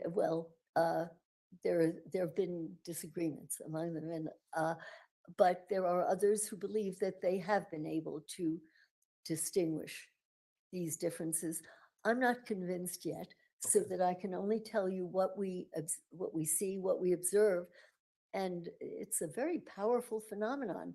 Even though we may not know exactly how it works biologically, it can cause disastrous effects. And in kind of your experience in diagnosing and treating people with DID, do the alters generally have some awareness of each other? Or does that vary? It varies. That's such a good question. It does vary. Which is, well, why? Also, sometimes there are alters that have little groups that are aware of each other, and there can be another that is not aware of, one group is not aware of the other, or the other person is not aware, or entity is not aware of the others. So that I can't generalize, but I have seen both. I've certainly seen where it's not uncommon for in cases of homicide, where one aspect of the individual will not be aware that the other has committed a heinous kind of act, and then there will be others where they do know what happened. And well, and part of the DID phenomena is in some degree protective measures to keep some memories kind of hidden from some of the other alters. Could you talk a little bit about that?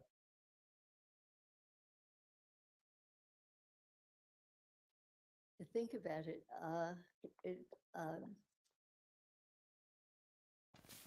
Well, for example, in Hey, certain James. instances, I don't know what to think of this. well, I've Yeah, it's a seen good show. I've seen several serial murder cases in which when a different entity is operating, is in control, or seems to be in control, that entity This may woman is be really smart, but the this whole sweetest, thing is nicest guy you ever ridiculous. met. And you will, you know, if you read a little bit about it, about different cases, that sometimes serial killers are not recognized because when they are not in that homicidal, murderous, enraged entity, they are perfectly sweet, and in fact, they can talk about ethical issues and be critical, and I think that it's probably one of the reasons that that it's very hard to catch serial killers, because What the much of the hell? time they're not in that state, and you'd never guess. Well, because in that situation like that, if somebody does suffer from DID, they may present in a manner that they seem completely innocent because the memory of the horrible act is stored somewhere else. Would that be Yes, accurate? it as far as they know, then they did not do it. Yeah. I believe she has and, studied people like this, uh, but Letitia is not. Look at her back there And then they freaking don't look as giggling. if they did it. Oh and, my God. You know, this is probably one of the reasons why it is very, very hard for clinicians, not just for lay people who have not trained in this, but for clinicians to Oh, she's believe smiling that back this is there. possible, because it is so unbelievable in many ways. But it does occur. I believe it And occurs, could but it not with this wench. Could that explain a situation where, well, specifically in this case, Miss Stout commits a horrible, violent act, and then only hours later is appearing very charming and interested in finding Gannon to the police?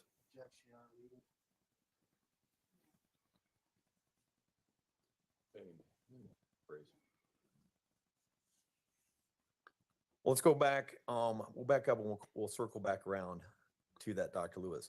Are there Oh any my God. conditions with dissociative identity disorder that can be comorbid? That That can be comorbid. comorbid, that can go along. You can have DID and other conditions. Oh, of course, surely. What would She some of those didn't be? know that word? Well, one of the commonest, maybe they're I hate to mistakes, even maybe say they're, anything bad against us. I'm not saying anything bad against the sweet old maybe lady. I'm they just both not occur at the agreeing same with time. her. But experts in this field have written about schizophrenia and DID, and they can occur. At least from what I've read, they can occur. You know, I can't attest to this because at the moment I can't think of a particular case of mine where that exists. Certainly, we have seen we ran a clinic for dissociative identity disorder at Bellevue.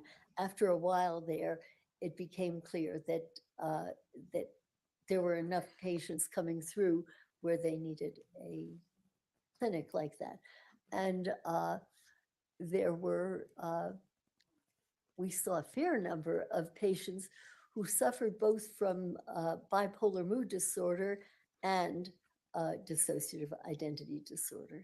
So those I've seen go together. Then the other thing is, you know, anything that can happen to the Oh brain my God.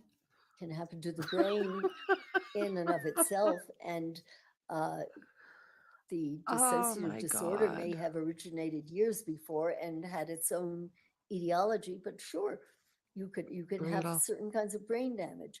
You can have certain kinds of epilepsy. You can have so yes, you can have more than Oh. one disorder. And also, can having a traumatic brain disorder with DID impact somebody being possibly violent? Could you repeat it? How could having a traumatic brain injury comorbid with DID impact somebody being violent?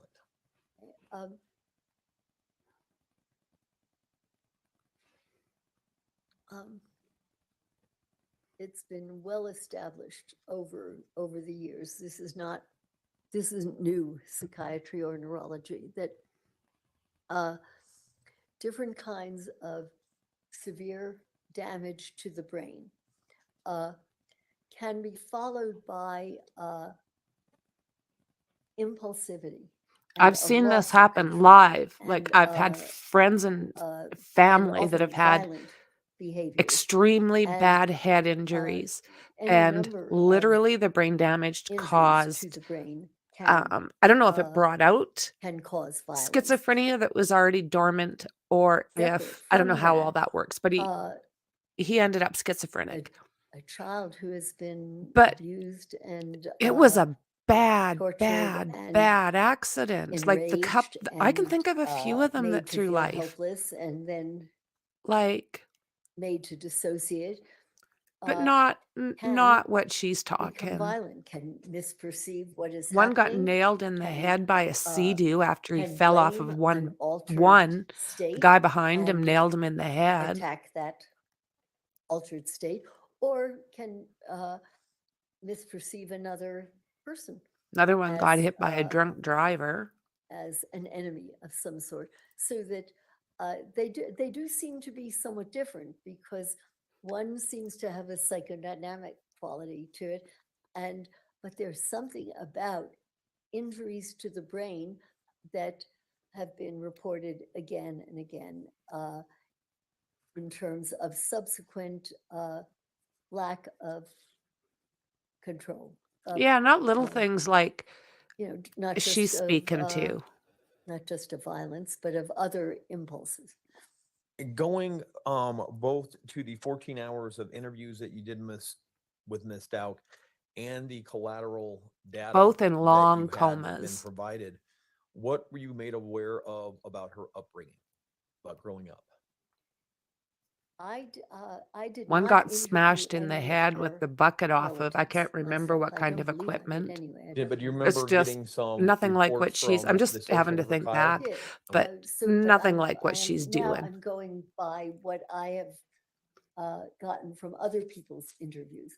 And Yeah, several people you would seem to absolutely agree be the human that that, would know about first this. of all, that Like I she said, I didn't came make from it an through T-ball. extraordinarily violent household, including that, that of her mother, Deborah, Yeah. and her mother's tendency to latch on to males in her environment who were extremely abusive, and abusive to her, but also apparently abusive to LETECIA as well. There was one Oh my God. one man in the mother's life who apparently I seen pushed that, LETECIA Dandy. into a shower and beat her naked in the shower. It was these kinds of grotesquely Right? Emma Vam. physically, and I would call that sexually as well as physically abusive. Also, A lot of this is just, to there me, were it's mumbo several of jumbo. her relatives I hate to say who, that, but it is. spoke about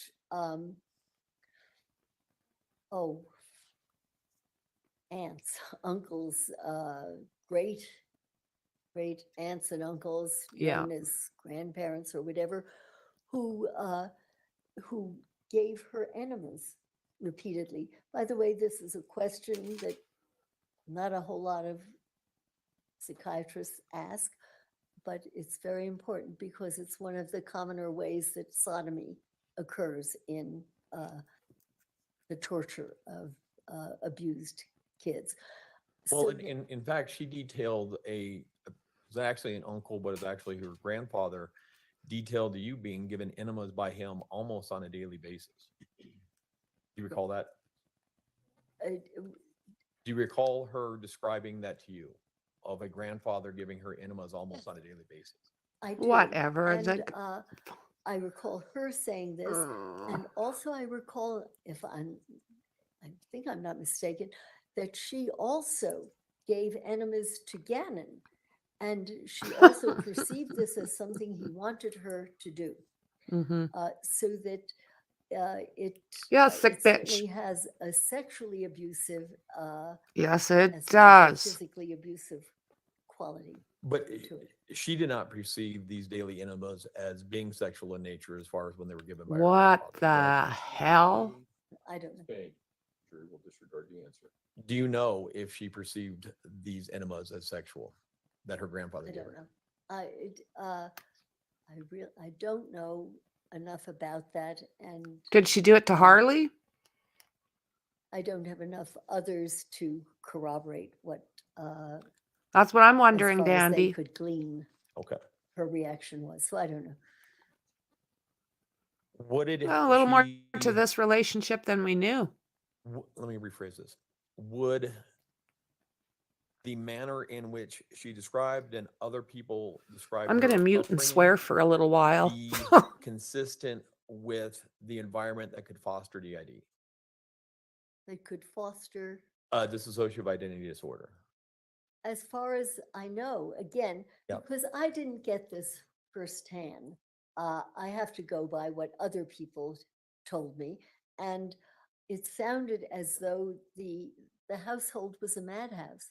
That there was man after man. Not only did the mother get hooked up with very violent men, but my recollection is LETECIA herself got hooked up with violent people, and that it was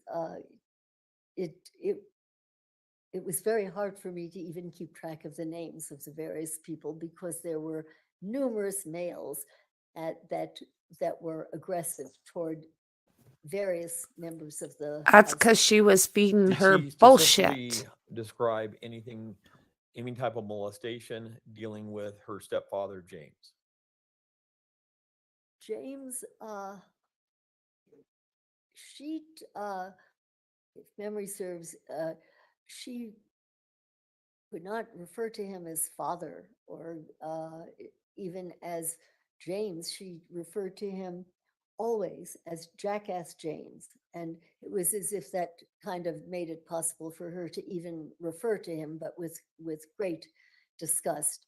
I believe that he was one of the people who was involved with sexually molesting her during several years of her childhood.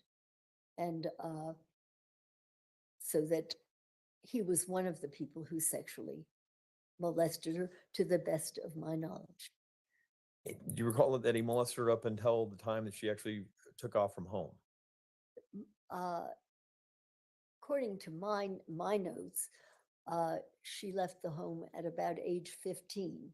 But also, I have in my notes that that she would run away into the woods and hide from this person. That she was terrified of him, and then at 15, that she actually left him. Did she describe to you events or coping mechanisms that she would employ that would be consistent with dissociative identity disorder? Coping mechanisms. I'm trying to understand better what. Well, I mean, kinds of did things she you're- describe to you things that would be consistent, just in general, consistent with dissociative disorder?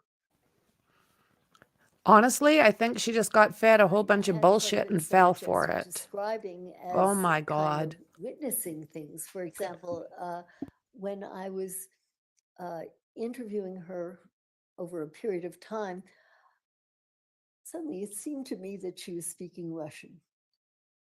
I don't speak Russian, and it only had that little. Okay, what? I didn't What? have words. Did that you just say sounded that? Russian, but it looked as though she had switched into a different entity.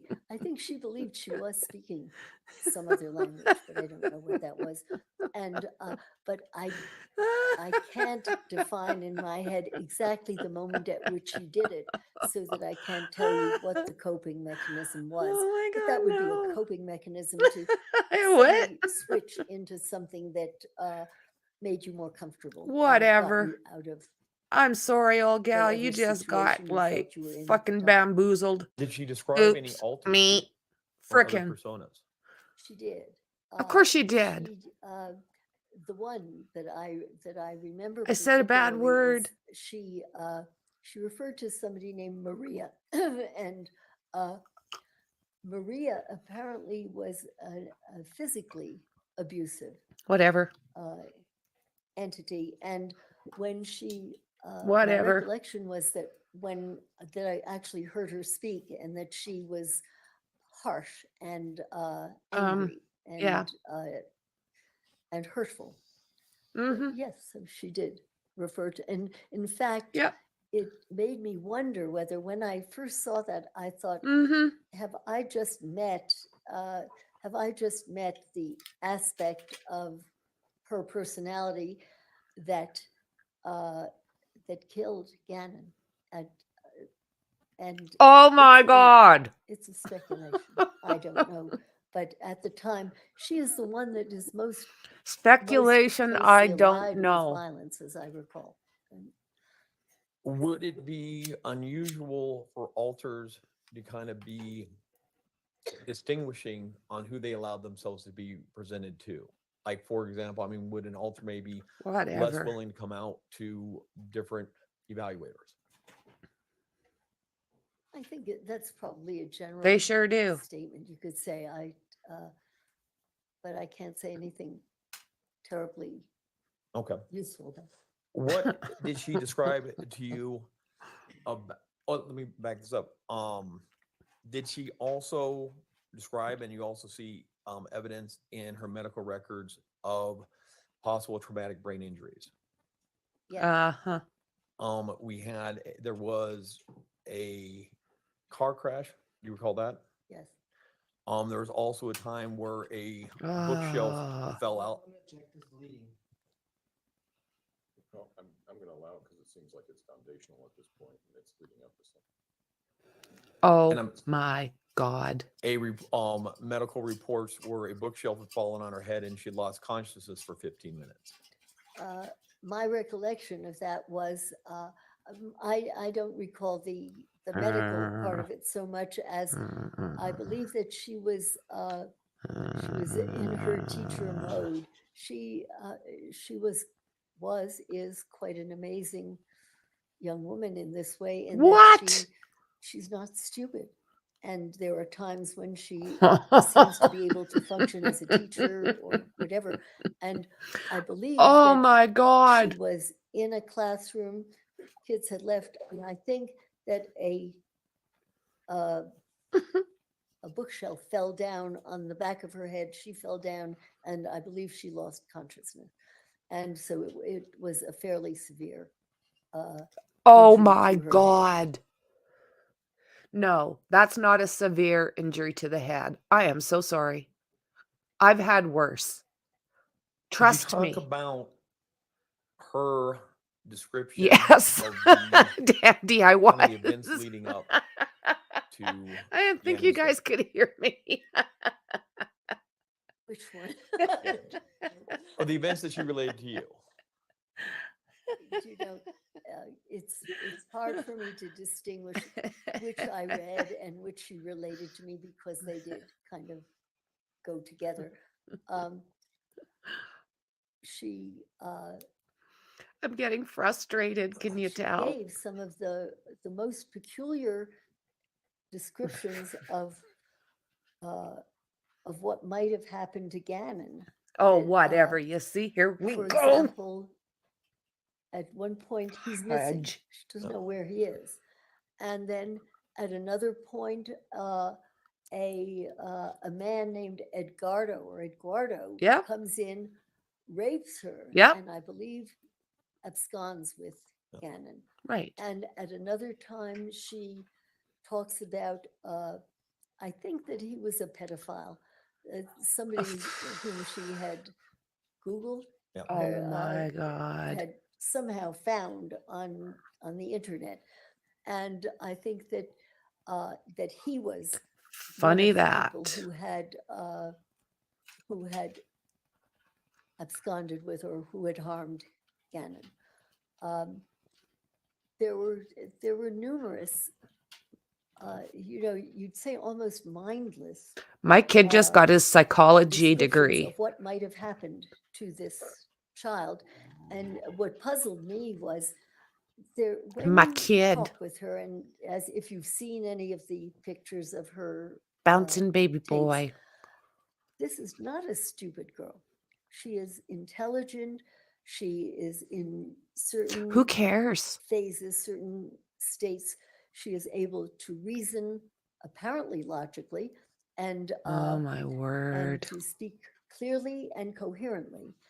And yet she makes up the Right? darndest stories that that no ordinary person of Can you see below Albert average back there? He's intelligence not. would expect to be believed. So that, excuse me, there is a puzzle. Oof. Do you know, after I thought about all of it together, I thought, I don't think she knows what happened. I don't think she knows. And I think that as asked at different times, this is what came Mwah. into her head and this is what she produced. But I don't think she knows for sure what happened. You think? Could that be confabulation? Confabulation is Fabulous fashion. Yep. confabulation is when you have no memory for what happened. It's commonest in alcoholism and things like that, where the brain has been damaged in such a way that memory is impaired. And then many alcoholics will just ramble on and on about something. I and will absolutely give a respect story, psychology as and they will well, fill in but I am parts going that to they add can't, this. There is a lot to can't say about personal remember, and experience. they maybe don't even know that they're filling it in. And so her saying this could be a form of confabulation. I don't know whether at the time that she says these things, she believes them, because to you or to me, they make no sense. They're silly. What? Did she, back to the events and questions and how she was describing it to you, what did she describe symptoms that could, or experiences or perceptions that could be similar to psychosis? Something life experience gives you is say knowing that similar that to, shithead but sitting at by that table is definition not would insane. be categorized as psychotic. Because I've seen it Could you talk a little about those? more than one time. I'm Well, surprised that this one woman, of she's the so wrapped up commonest with the psychotic book that symptoms she's that missing what's we're right in all front of her. familiar with from books, TV, would be, let's say, hearing voices, or let's say talking to people that are not there. And at least to my understanding, Oh my God. psychosis is a belief that someone has that most normal people do not have. It can be a perception. It can be hearing something that none of us hear. It can be believing something. It can be a kind of paranoid belief or what have you that doesn't make sense. It can be an auditory sound that you don't hear. And she not only could tell about talking to different beings that were not there, but Oh my she God. puzzled things up a bit, because she also, I believe, talked to God. And Ugh. there are a lot of us here, probably in this room, who at times have thought that, gee, we talked to God, or we thought we had an answer, or we wished we did, or we didn't. So that Oh my you can't God. simply say that her having talked to God was a psychotic symptom. No doubt. It may well have been. I doubt What it. I found more convincing in terms of her I psychotic think so, James. symptoms were things that she didn't tell me about, but I read through I guess they were kind of nursing or guards notes from the correctional That would be guards. institution where she was. The jail. From the Jail. And there were several times that different caretakers of one sort or another Damn looked in the straight, so do room I. and found her talking to someone who was not there. And this was not as though, as far as I knew, she didn't know anyone was watching her, or she wasn't performing for the galleries, that she was talking with somebody, and there was nobody else there. And there were several episodes like this, and those are psychotic symptoms. Whatever. Then we've all got them. In dissociation, you get this when it's very common for an individual to hear alternates talking with each other, or talking to him, or talking to her.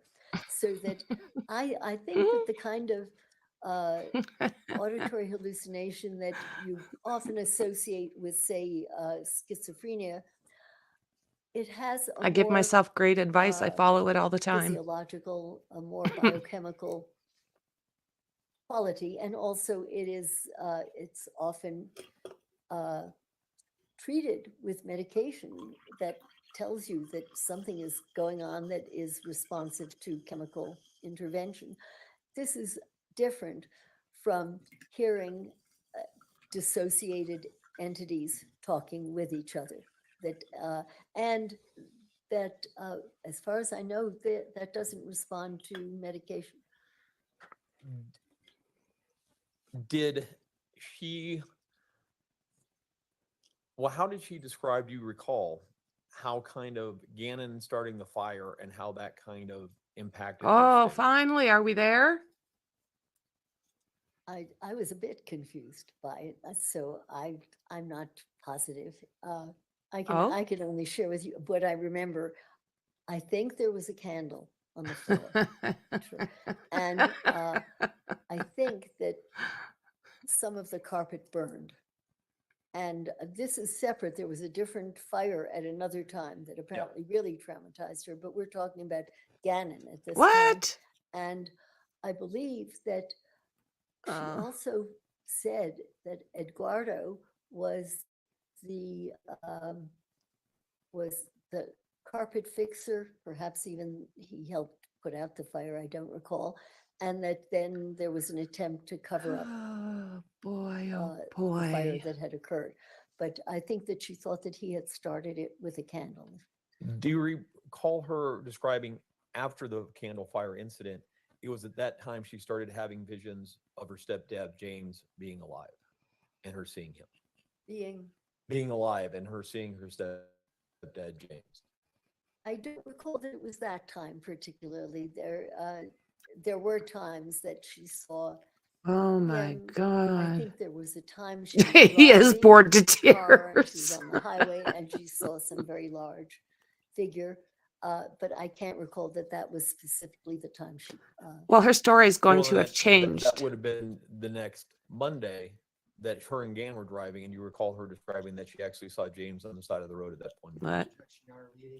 Same, rephrase. Yeah. Do you recall anything about her, any visualizations or something that could be a visual hallucination Yes. that she recalled that occurred in the day or so after the fire? Yes, I recall that I thought it was out the car window that they were driving, and I thought it was a large figure of some sort. There's also, she had a visual hallucination of some entity with a cape. These are hallucinations, and because she sees them, the rest of us do not see them. That has to be considered a psychotic symptom because it is beyond reality, or the reality that we know. Or you're being lied to. And she did have episodic Whatever. psychotic Yeah. states. Yeah. Was it of all of significance to you that Oh my the God. excuse when she called herself into work that early Monday morning, That When, was, well, she said being was, insane, "Oh, she my stepdad planned, has been killed in a car crash." like, oh my God. This I categorize in my own Yeah. brain as A lie? one of her A lie. least believable concoctions You figure? of what happened or what must have happened. To the best of my knowledge, this stepdad had died perhaps 8 years prior Oh to my that, God. and yet she was going to his funeral. What? Uh, What? Surely this is, first of all, it would be stupid if she were a stupid girl. She's not stupid. Oh, To give my that as an explanation as why she can't do this or why she can go there. There is something nice. about the way her mind is working then that is distorted and is not in touch with reality. I can't tell you whether this is part of a dissociative Oh, this is episode just or what? another psychiatrist might want to call it a separate psychotic Or a episode. I lie. think you had some psychiatrists who Oh, my diagnosed God. a borderline personality, and many psychiatrists who Oh my God. think about borderline states, think about episodic my- psychoses. And certainly I couldn't argue Yeah. with Mhm. interpreting that as an episodic Oh, psychosis. good. Yeah. What do you recall her switching to the persona and Oh, talking my to you in the word. persona of Maria? Yes. And you recall what Maria told you about what happened to Gannon? I'm sorry, I don't remember. Do you Hmm. recall Maria, well, not necessarily what happened to Gannon, but Maria shooting somebody who she perceived as What? a Cape person? I'm going to object this. Yes. She just said she can't remember in a council's meeting. Yes. Well, that's true. You do have to ask the other question of, would it help to refresh your recollection? And you can use anything to refresh your recollection, but it did not say that you saying that would refresh your recollection. So you need to ask that question. Would me describing what Maria said refresh your recollection? I think if I read what Maria said, I would, What? that would refresh my recollection. But I do not recall exactly that. I can recall my own. Why are thinking they not around showing that her the time where I paperwork? thought, Come on. was she in the state of Maria when she killed Gannon? She, And there was something about the way in which Dandy this was Maria's the one depicted that to me speaks where Russian. I thought, my goodness, have I met the killer alter? Oh my God, And please. so there was something about the way in which she spoke of this that led me to think that I had very likely met the most violent and most dangerous alter.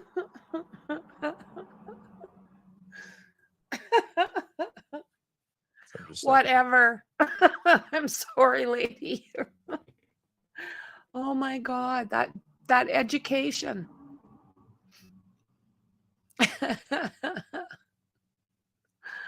Oh, If looking my at word. would looking possibly at a summation of the video help you at all? Well, I could look at it and I will tell you if it There you does. go.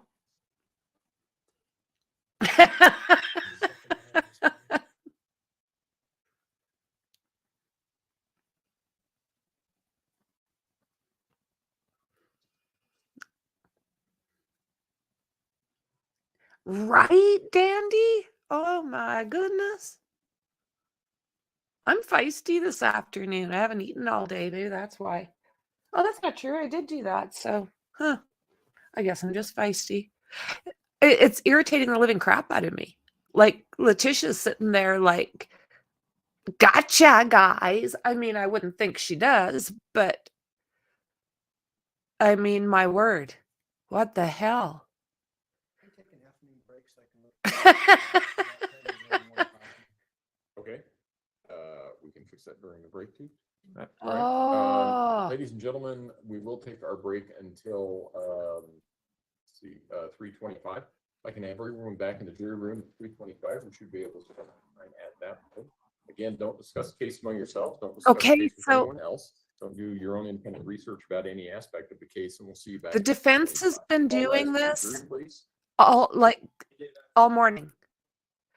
They keep coming up with stuff that has nothing to do, that has not been entered, or they don't have copies for their witness. They don't have their witness there on time. Actually, oh my word. I'm just sitting back here getting ready to pull my hair out. And LETECIA, she's actually paying attention. So now, because the defense did not share the paperwork, You can all be seated. look what's going on. Do you need any help getting down or any assistance? So far, so good. Okay. All right. Ah, All rise. damn. Ah. So what do you guys think? Did that drive you freaking bonkers like it did me? Literally. Oh.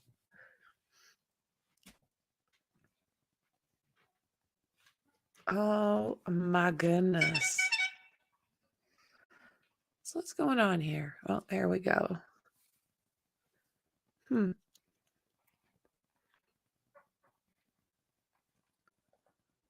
Okay, I can fix this.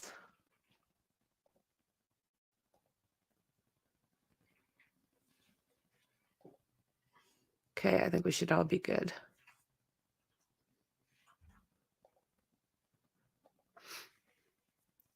I was literally I'm glad they took a break, but that defense, they're kind of being slimy. Why? The prosecution played by the rules, and these guys, they've done a couple twisted things. They were reprimanded this morning. It's oh my goodness gracious. So yeah, now they've got to have their break. Well, fairly normal time, I guess. But really, and they were going to just kind of pass it off as nothing. I bet you there's something on there that the state says that they were trying to sneak in.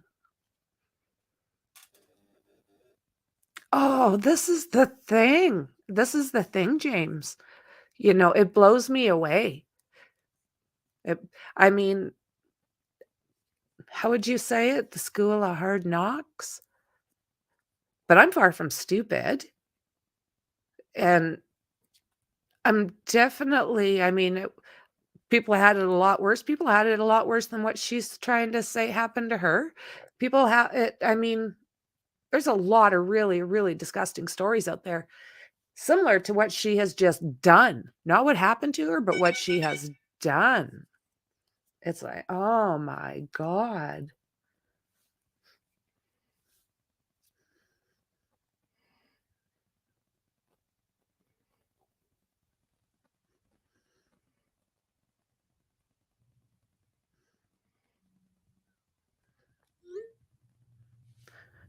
Okay. I gotta deal with real life for about 2 seconds. I'll be back.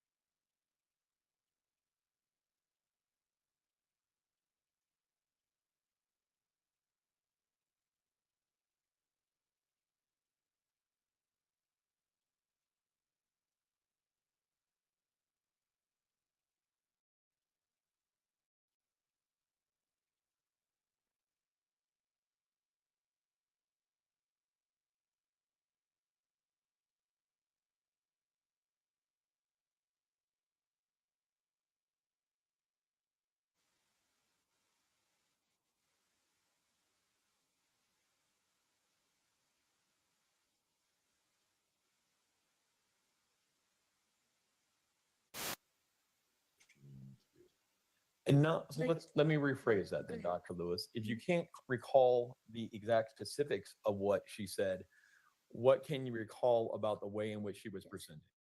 Yes, I can't recall the exact specifics because it is disorganized and confused and difficult to remember. But I recall her kind of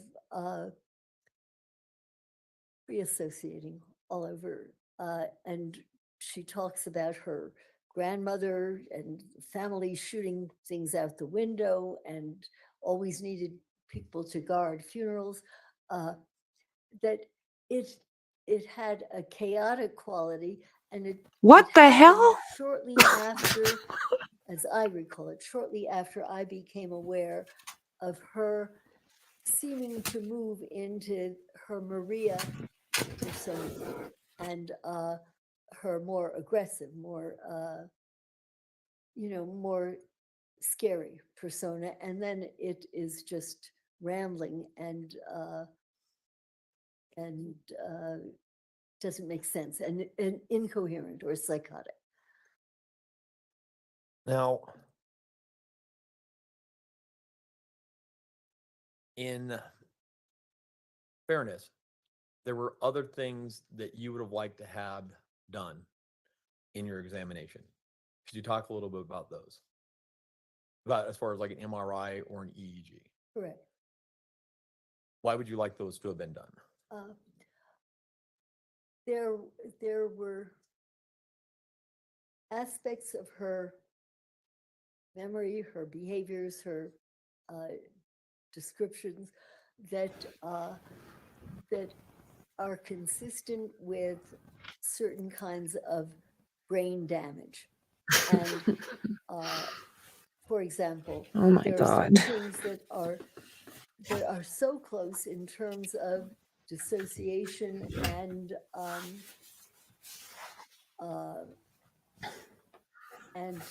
neurologic impairment and let's say what are called psychomotor seizures, where What? prior to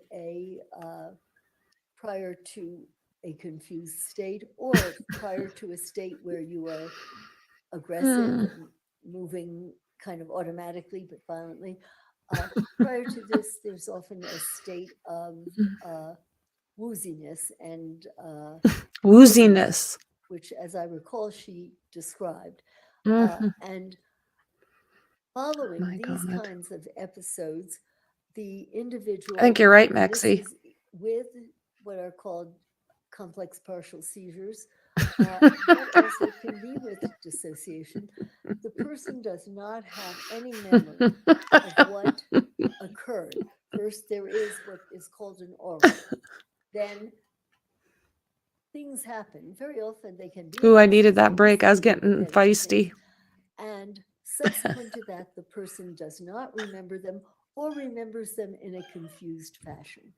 And the reason Ambula that I would like very much to have ablagada. been able to Amblagada. Medulla investigate that is, amblagada. Yes. if it were, let's say if we were able to get the electroencephalograms that I would like to have had done, if indeed you saw that at a certain point, what were normal electrical activity changed and the rhythm changed and things were off and were not the way we normally think.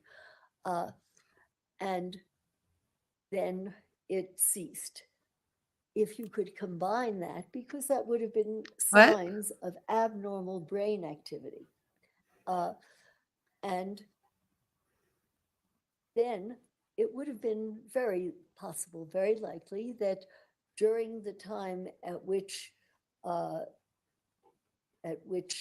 Maria or an entity of LETECIA, whatever it be, that during this time when the child was being stabbed, that her brain was in an altered Yeah. state, and that there is no way in hell that she could have stopped. Oh, she was yeah. doing. There we go. And the other thing is, she would not remember it. And a Well classic said. part of Maria's situation is she doesn't remember what happened. I'm not even convinced she knows she did it. And Oh no. she Don't go certainly there.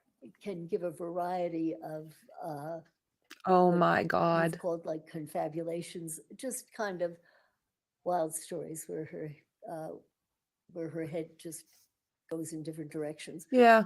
I think that if she could have documented this, there is treatment for it. Whereas we're in a lot It's more called a trouble when muzzle. we're dealing only with a dissociative identity Oh my disorder. God. That's a very tough one to treat.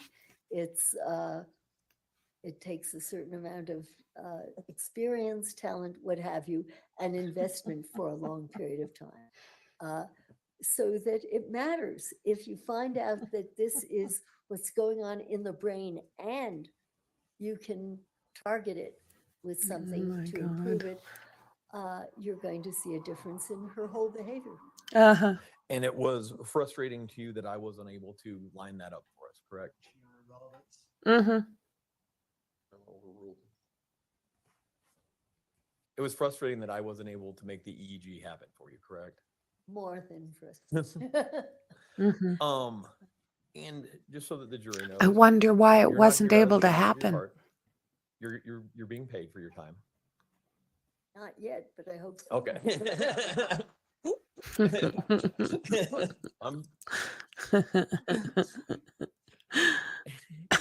You're being paid by the state agency that I work for. In theory. In theory, hopefully. And you is to be paid at $300 an hour. I thought it was $350 an hour. Okay. I'll have to talk to my supervisors about that. But that's a discount from what you would normally charge, correct? Yeah. Okay. Hmm. Despite Oh, look not at she's having smiling over the there, that EEG evil or the little MRI, thing. in your report, you indicated that the Stout was one of the most mentally ill people you'd ever come across. Oh my God, no. Yes, the most complex. Yes. Could you elaborate on that a little bit? Yes. The more I study her and the more I remember what happened and go over, she has such a variety of different signs, symptoms, and behaviors. She has many of the signs, symptoms, behaviors of a dissociative identity disorder. She also, if you follow the Barf. material, as you recall, I could not remember it clearly. If you follow the parts that I couldn't remember, they're confused. They make no sense. They are psychotic. They're incomprehensible by an ordinary human being. And if they were to be read aloud to you, you would not make. How heads is she out of getting them. fooled? So Because that, I don't think we are all I getting find fooled. this complicated, and it would have helped me if I could have at least Whatever. eliminated or included a particular central nervous system dysfunction that I could deal with. It's always fun for a doctor to be able to treat and to be able to make something better. And so far we have been we're not able to do that. No, because she's Despite that, are you able lying. to come with an expert Oh my opinion regarding word. her sanity at the time of the death of Gannon? Yes. What is your opinion? Well, I think that she was that assuming that this area is about the time that Gannon was killed. What? Yes. She was psychotic at the time. She was not in touch with reality, and and she did not. I don't think she knew the difference between right and wrong. I don't know whether Oh she my even God. knew what she was doing. Yeah. There we go, sugar. Thank you, Dr. Lewis. Uh-oh. What's the legal definition of insanity in the state of Colorado, Doctor? Oh, I Yeah. believe that you must. Not for a second. You must know the nature of what you have done and that it was wrong, And that also, I think that you do add on a bit of the Durham decision, which has to do with if you cannot control your behaviors, such as to comply with the requisites of law, I believe that that is also part of an insanity defense here. Did you look at the statute regarding insanity for the state of Colorado prior to rendering an opinions in this case? I did, but I would have to look at it again to look at it. And I've also discussed it with others, which is why I added the Durham decision and the ability to conform your behavior. Because to my mind, in many courts where I've testified, that is no longer accepted. But it was my understanding from the attorney that that is also an aspect of insanity, the inability to conform your behavior to what is required by law. Is that the aspect that you used in rendering your opinions in this case? That is only one of the aspects. Well, tell us the elements. This is what you're here for. You're here to testify that this defendant was saying at the time she committed this crime. I'd like you to explain to the jury now what law you used in rendering that opinion. Would you permit me to read it, and I will tell you what aspects of it I You're the expert, doctor. concentrated on. By and large, I used a McNaughton definition of whether the person knew the nature of what he or she was doing Yeah, and that it was wrong. And agreed. so that was my, that was my orientation. And then I was pleased to learn from the attorneys that also the Mm-hmm. inability to conform one's behavior to the requirements of law was also part of the definition in Colorado.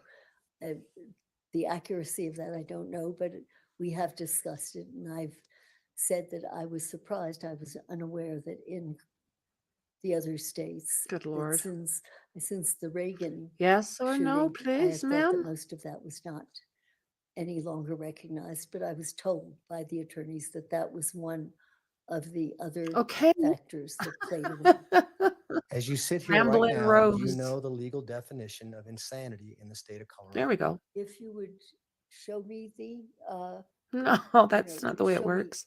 as it is written out, I will tell you whether this is what I used. I can't say it to you verbatim, but the idea has to do with whether you knew the What? nature of what you were doing and that it was wrong. So that's a Well, no. clearly you have experience in testifying in criminal cases. You said 100 or 200 times, right? Right. And so you know that when you write a report, that report comes to the prosecution, it comes to the defense, it goes to the court, correct? Yes, usually. And in your report, you want to put what the legal definition of insanity is in the state of Colorado, because that's what you're here for. That's what you're here to testify about, correct?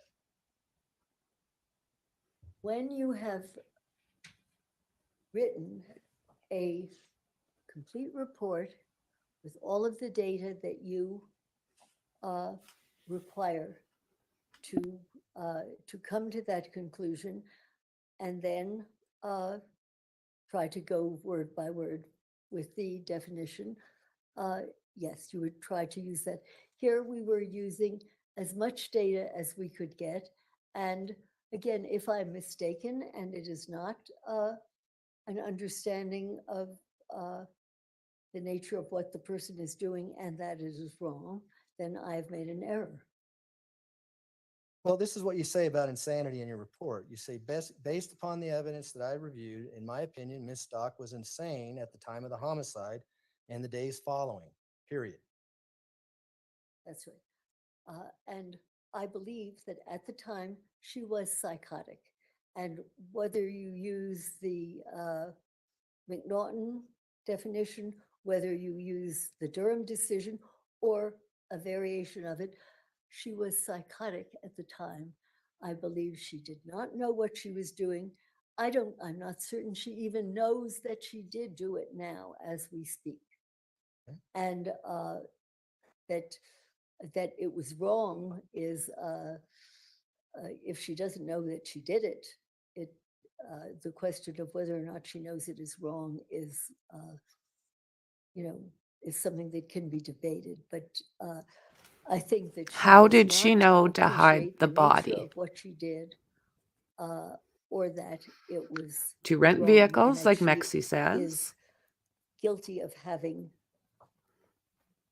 murdered Cleaned up Gannon. right away. So she's guilty of having murdered Gannon, but she's legally insane as well? Is that what you're saying? I think that she murdered Gannon. I shouldn't use the word guilty. She murdered Gannon.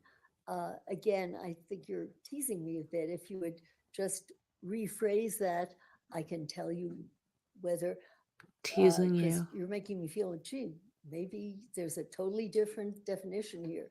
But from our discussions recently about this, what had struck me most about Colorado was that you also included an inability to conform one's behavior to what was required by Yeah, law. exactly, I don't know if Dandy. that's Made wrong, up a but thousand this is lies what about I where discussed Gannon with was. her attorneys, and part of at least what I have gone Time back. to In rely addition, there, sweet I believe cheeks. that she did not know the nature of what she was doing. But you knew when you In came my here, opinion. you're coming to Colorado. You knew that your opinion would be applied to the law in Colorado. And you knew this jury here would be listening to your opinion to see if what you had to say made sense with the law. Yes, You've done that to 100 to 200 times, correct? I would guess, And yeah. I've read your other reports. In your other reports, you define what insanity is in that particular state, and you explain in your report why you think someone was legally insane at the time based on the law. Why did you not do that in this case? I would have to look at the definition, and I'm sure once I look at it, I can tell you why I did not use the exact words that that perhaps are there. What a reason why in plain English I did Oh not, my word. I believe she was insane, is that she is psychotic. When someone is psychotic, they are out of contact with reality. They do not know the nature I of think what you're they are doing, right. whether it is right, wrong, or indifferent.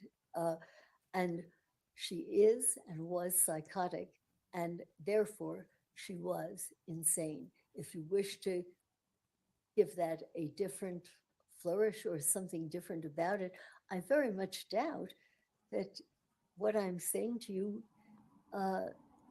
will conflict with what you're James. saying. Is there some reason that her being psychotic and not knowing right from wrong or what she was doing, Oh my that God. this is not Lollipop, lollipop. insanity in Oh, your lolly, lollipop. state?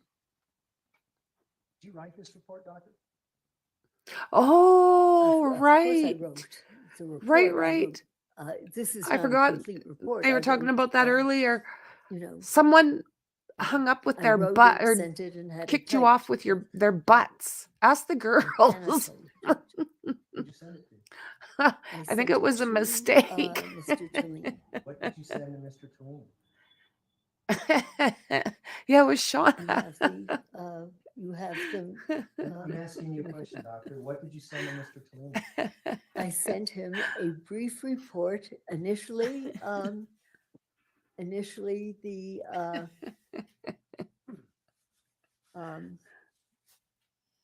there is an early title that is a preliminary psychiatric impression, Mexi. and then subsequently modified it to try to include anything that I had left out. If after he saw my initial report, if I had left anything out that I thought should be there. What you left out in your initial Oh, report this was your opinion woman. with regards to insanity, correct? In my initial communication with him, absolutely.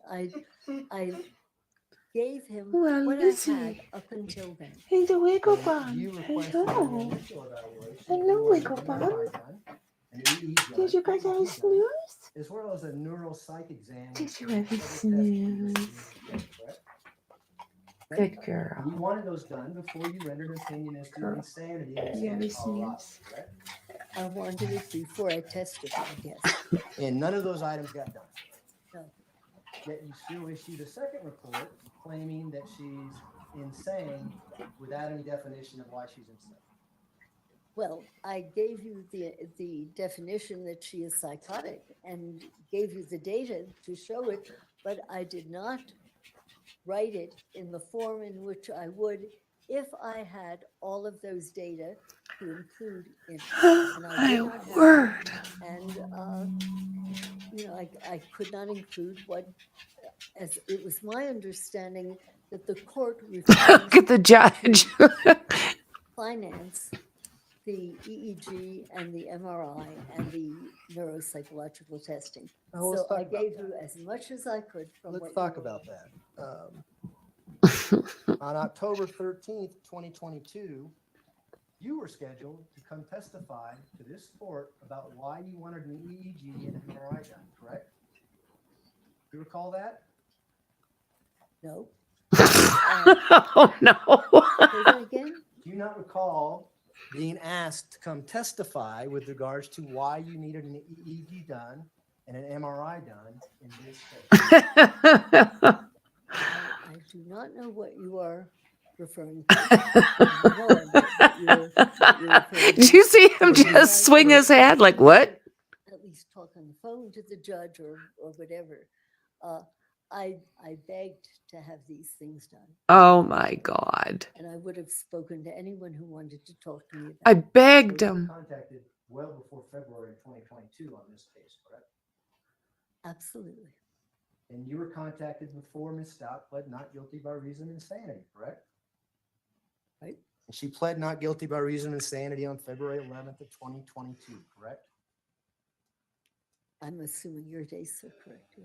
And you didn't do anything on this evaluation until November of 2022?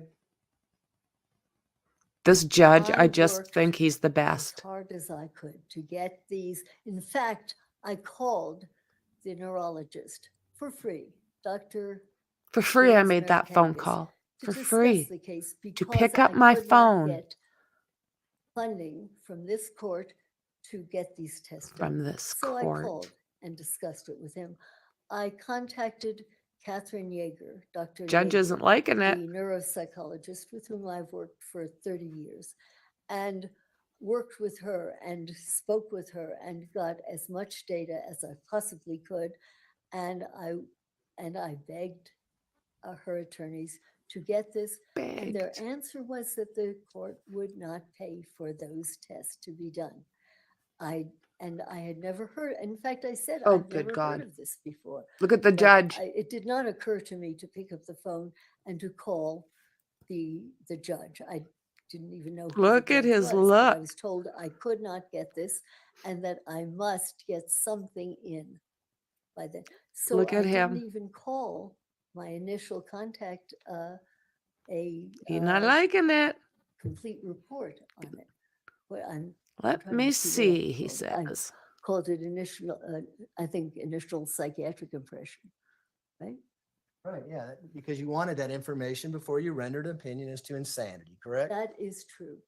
And, Your Honor, at this time, I'd like the court to take judicial notice that on October 13, 2022, the request to have an EEG done and MRI done by defense was withdrawn, and we did not go to hearing on that.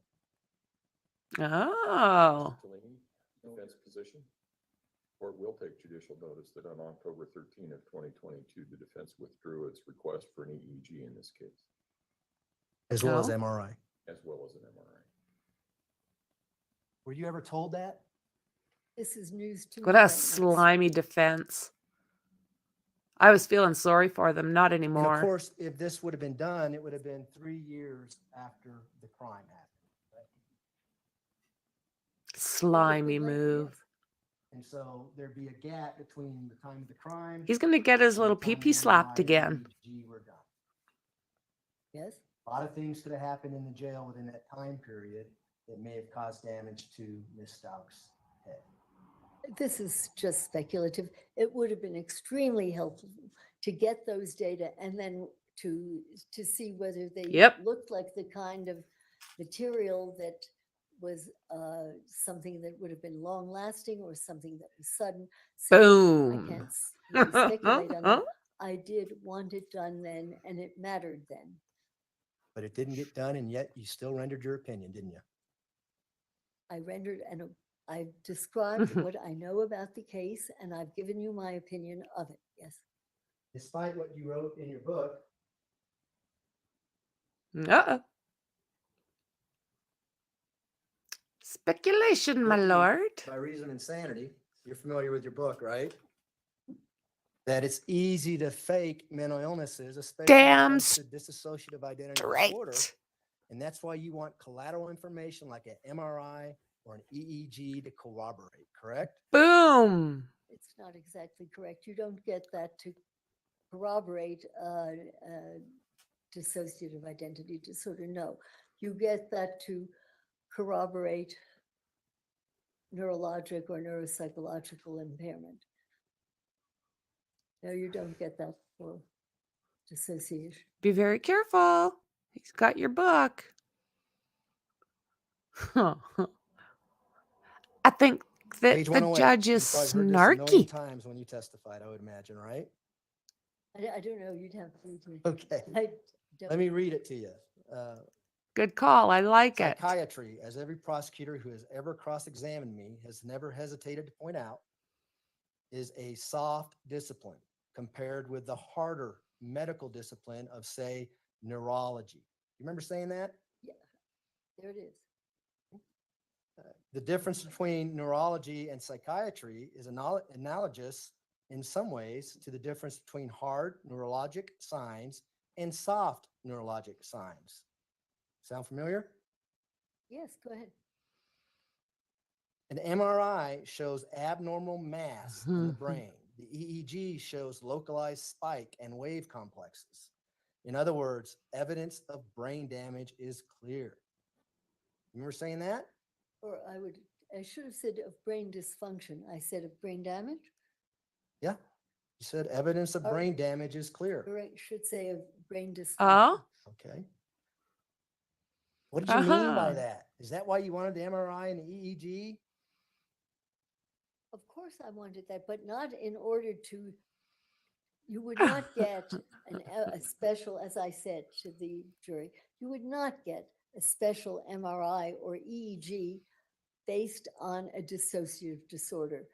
If, however, you do get this abnormal MRI or EEG, you then start looking in another direction. And you start thinking, not only may we have dissociation, but there is some kind of documented brain dysfunction. It's operating Oh my differently. God. It's been And horrible with so you this, would this like little that old lady. because you would have, Mr. Tellini would have a lot easier case if he were able to document that a lot of her signs, symptoms, and behaviors are the result of abnormal electrical activity. And or, as in a recent case that I did early, I think And last doctor, I'm fall. going to stop you there. where Let me stop you there's, there, brain doctor, damage. because I want to stick to my questions here, okay? The EEG or MRI could have showed nothing as well, right? No Right. brain damage. That's right. And that would also help you in forming your opinion as well, wouldn't it? Well, it certainly would not have confirmed a Oh, a documented neurologic dysfunction. And so all you had to go on is really Ms. Stauch's self-reporting to you in the forensic interview that you conducted. Well, that's simple. I can't go along with that. That's all we had. But we did not have the additional neuropsychological and neurological data that I would very much have liked and I would still like. And I had no idea that this was ever withdrawn. It was my idea, or it's my understanding, that the court had refused to grant the funding to have these things done, which in my experience is a first. Well, now you know what happened though. So why do you keep saying, you know what happened? I The don't, court just took judicial notice that the defense withdrew their request. I know what you're telling me, but it would be presumptuous for me to say, I know now. You've put me in the middle of a debate that I can't enter into. What? $350 an hour. You now know you're being paid $300 an hour. 75 if I'm traveling or whatever. So in theory, How many hours have you billed on this case? I don't know yet. Yeah, I have whatever. not even counted. I don't know. Right. Yep. Yep. Mm-hmm. Why did Mr. Cellini Yep, yep, contact yep, you? yep, yep, yep, yep. Mm-hmm. Mm-hmm. I assume because he thought that I was reputable and experienced in this field. Or they could I not think he find anyone also else to became agree with aware that I them. existed because of the documentary that was done on my work and my life. About dissociative identity disorder. No, about all of my work. Your work. When you advised him that you felt there was enough evidence for the defendant to plead not guilty by reason of insanity, what did you base that on? Mm-hmm. I based that on, probably in my own head, I based it on the McNaughton rule, which would be that she did not know the nature of what she had done, Mm-hmm. and or that it was wrong. And Mm-hmm. also subsequently, after discussing it with Mr. Tellini, based on the Durham decision that she did not have control over what she was doing, that she could not conform her behavior to Whatever. that which the law required. How did you know that back in February of 2022 when you hadn't interviewed her until November of 2022? Oh. I'm sorry, I would have to look over what I had looked at and what I had, what I had reviewed up to the Uh-huh. time. And I'm sorry, I can't give you the dates so that we can't. Well, did you review anything prior to talking to Mr. Cellini for the first time about the defendant changing her plea to not guilty by reason of insanity? Uh-oh. I'm not aware of Uh-oh. his having changed a plea. No, I assumed, in fact, when he called me, that he thought that probably that there was an insanity defense here. And, I did not think that he had one. He was pleading what, not guilty first, and then changed it to NGRA. I don't know. You don't remember? No, it isn't that I don't remember. It's that I assumed when he called me that he suspected that there was that she was suffering from a severe mental disorder that conformed to the criteria for insanity. And when that happens, you had done hundreds of forensic evaluations with a lot of people who are on death row, some serious big-time murderers. Is that fair? There's a difference between a death penalty case and a homicide case, correct? Yes. Death penalty Assumptions, people my are the worst of lord. the worst.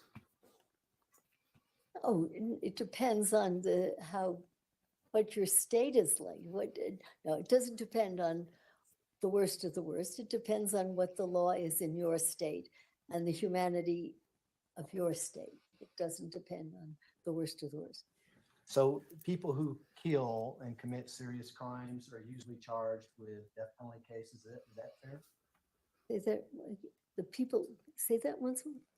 You tell me. What's I the don't know. difference No, between he's a not. homicide case and a death penalty? The defense has been very slimy. Where the state in which you commit your offense. Well, tell us about the people you evaluated on death row. What kind of crimes did they commit? Murder. What kind of murders? It varied from probably the most common thing. It would have been like a grocery store murder where somebody got kind of upset, hung up, and shot a clerk. they were, a death sentence did not correspond to the grisliness of. I wonder if the the judge is murder. going to Well, have in your anything opinion, a to death say sentence when the never jury responds to the leaves. grisliness of any murder, correct? No, I don't- Relevance, my Before lord. the death penalty? Objection, relevance, overruled. I beg your pardon? Are you pro? He's death not penalty? happy. I really try not to take a position on it. I just kind of call the shots as I see them in terms of the, of the offense and what the person did. But I do not take a. What's the name of it, political Mexi? Stance. I don't think I ever have. And as a matter of fact, you've always been contacted by defense attorneys to do these evaluations, correct? Not always, but usually. The judge is like looking over at the defense like, you little bastards. Yeah, when I worked at the court clinic and I testified for the Okay. court. When I Crazy, was not the head insane. of the court clinic, I was testifying for the, for the state. And when I worked at Bellevue, when I was out. Oh, what was that? That was a good show, testifying by large James. For the city, if I testified. Back in the 60s. Really good show. 1960, 1970s. Oh, no, 2003, I finally, after 20 years of commuting, I stopped commuting there. But no, it was up until 2003. Have you ever done an evaluation on someone on death row and said, you know what? No issues here. The death sentence should go forward. The blah, blah, blah band It was massacre. not up to me. I've never been asked that, so I've never had to. Well, have you ever done an evaluation that says, I find no mental disease or defect in this individual? Yep, Tell me about that. Who was that? I don't remember the name, though I believe that I spoke to Mr. Tellini about it. And by God, it turned Something out show band that the guy massacre. hadn't done it. But This You is know, someone who it's didn't coming. do the crime? right, but his attorney did not believe it. And it turned out, I learned ages later that it was dropped and that he had not committed the crime. You did an evaluation and said there's no mental illness involved in this person? I did. And I should tell you that, may I expand on that a little The bit? something It'd be show nice to know band the name so you can massacre. confirm. I- I don't know the name. I think it was Chicago. No, I was going to tell you about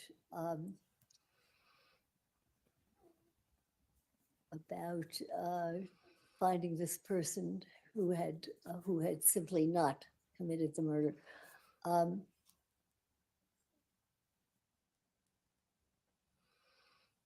I'm sorry, I don't think I have anything to add to that, except Okay, that that let's- did happen.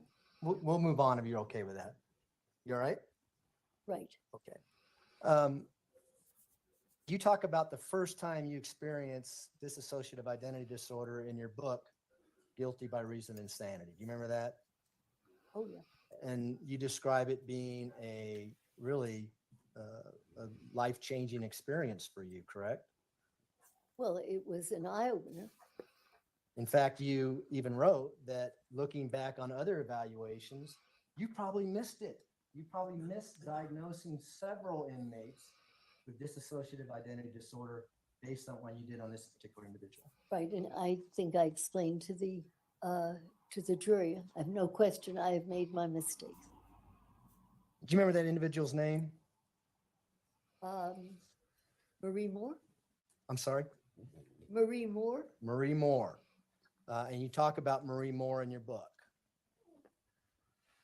You remember that? Very well. Do you want to describe what you write in your book about how you discovered that she had another persona? Is that, I can, why don't I ask Do you I if this is have to? consistent? I don't want to. Do I have to? So you're interviewing her and she's committed a horrible crime and you're trying to get to whatever mental illnesses she might have. You suspect that she might have dissociative identity disorder based on what her attorney tells you. Is that correct? Oh my. I don't suspect it. I am told it. I don't suspect it. And I made several phone calls to people who knew a lot more than I. I believe one was Cluft, who is, I think, the country's, or one of the national, experts in this. And I called colleagues and discussed the case with them. And I thought, I just don't, I haven't seen this and I don't know if it exists, but okay, because the attorney Oh my asked God. whether I would do this. And And thus I her did. If opinion you on want me to LETECIA. explain what Someone happened, said, so I just went, I, okay. Let me, and how I, between the two of us, yeah, okay? I beg your pardon? Between the two of us, I think we'll get out what happened, but going into it, you have to have skepticism, even though the attorney is telling you they got multi-personality disorders, because that's what it's called at that time. What they said was Oh my that they God. thought, some people thought that she may have this, and they said that people that she had spoken to, kids who were around where she lived, said that at times she sounded like a man and that she asked to be called Billy. That was what they knew. And that's what they Holy. told me. And so they said, Dr. Lewis, while you're seeing her, check up on multiple personality disorder. And I thought, right, I thought I had never seen it, and I didn't think I would. And so I did go to see her, and I could find nothing that quite went along with what I understood. And you're asking, hey, I want to talk to Billy. Can Billy talk to me? Or words that JD by the No, funnel, no. please. I'll tell you what I remember. This is about 100 Oh years my ago. God. this is back in the 1980s, just so, is that fair? 84 or 86. Yeah. Well, that tells you how long it took me to even think maybe this could be it. But I asked her, based on all these very wise people I had consulted, Oh my God. I asked her whether, I said to her, there are people who say that sometimes you want to be called Billy or what have you. And she said, yes, people have told me this, but I don't know. And I said, many people who have been through the kinds of things that you've been through, many people have been bothered, like sexually by other people or whatever. Did we lose Shauna? Has Shauna. anything like this ever happened to you, whatever? No, Dr. Lewis, never. Nothing like this ever happened to me. So finished, done with evaluation. But no, it did not happen. And no one ever did this. And we talked, and I do need to see a patient more than once and for a while. So I said, I really need to leave now. There was the judge just an threw his head investigator back. had driven me out and put his head in the door. Looks at her and just said, "We goes, have to leave." oh. And I said, Marie, I I'm hear you, so Judge. sorry, but I have to leave now. And but I will come back and I will talk to you again. And Mhm. she said, don't leave. She said, there's something I have to tell you, very much as I'm telling you. And so I sat. I do have endless patience when time has, does not just stop at the end of an hour. So I waited, and I said, I just can't stay. I have a lift. I have to go. Marie, I will come back. And I promised you we'll talk some more. And she said, don't go. There's something I have to tell you. And so I waited. And then, as is my wont, I picked up my little yellow pad. And because the guy was waiting outside. And I I'm not said, sure, James. I'll be back, Maria. We'll talk again, but I have to leave. I got up and stood up, walked toward the door, put my hand Oh, on hi, Jess. the doorknob and Oh my God, this opened the poor door, judge. and Yep. behind me, a voice said, "Don't go." And What? I, it was chilling. And That judge has the I best turned expressions around, ever. and Not the by best the way, poker I thought she and I face. looked a bit like they were in the days of the big glasses, and you kind of look pretty simple with big full glasses. And uh, I turned around, and instead of this kind of wimpy looking girl with the glasses looking at me, she had changed, and she was sitting Oh my with her God. legs towards the door, her hands on her knees, and in a masculine kind of look. And she said, "Don't go. There's something I have to tell you." And she put out her hand, and Yeah, oh, I right? put out mine, and I Don't shouldered her, and I go. said, "Billy?" And she said, "Yes." Oh And my I said, "Wait a God. minute." And because I was scared, I had not seen this before. And Doctor, if I can just stop you there, just so I can Yeah. have the record. God. Clear. So when you're referring to things that Billy said, you're using a male voice. Yes, I'm imitating it as much as I can. Okay, Yeah. just want the record to reflect. Go ahead, please continue. Yeah, I'm sometimes better at it than, but it was this harsh kind of. Letitia seems to And, be melting back a little I- bit too. I kept the door open, Oh and my I don't remember goodness. the man's name. I said, "Mr. So-and-so,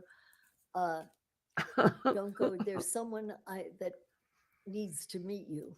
I really meant there's someone I need in here to kind of protect me. And Oh my and goodness. the investigator came in and sat, and he said hello, and he said, "Billy." I forget who said which first. And he sat down, and then we talked a bit, and I I guess he had said Billy, or I said Billy, and he said yes. And Oh my God. I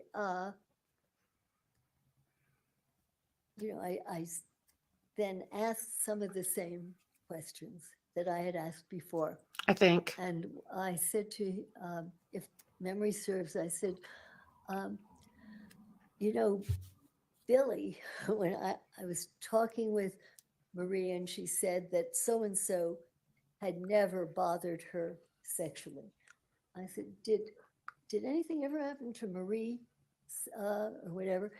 And the only way I can talk about it is saying Billy. And Billy said, I said, "Did the father ever do anything?" Oh And my she said, God. or sure he did. And she said, when she was, I don't remember if it was 2 or 4, he put pencils What in the her hell? rectum. When she was, I believe he said 12. When she was 12, he had sex with her. And it had Oh been my denied. God.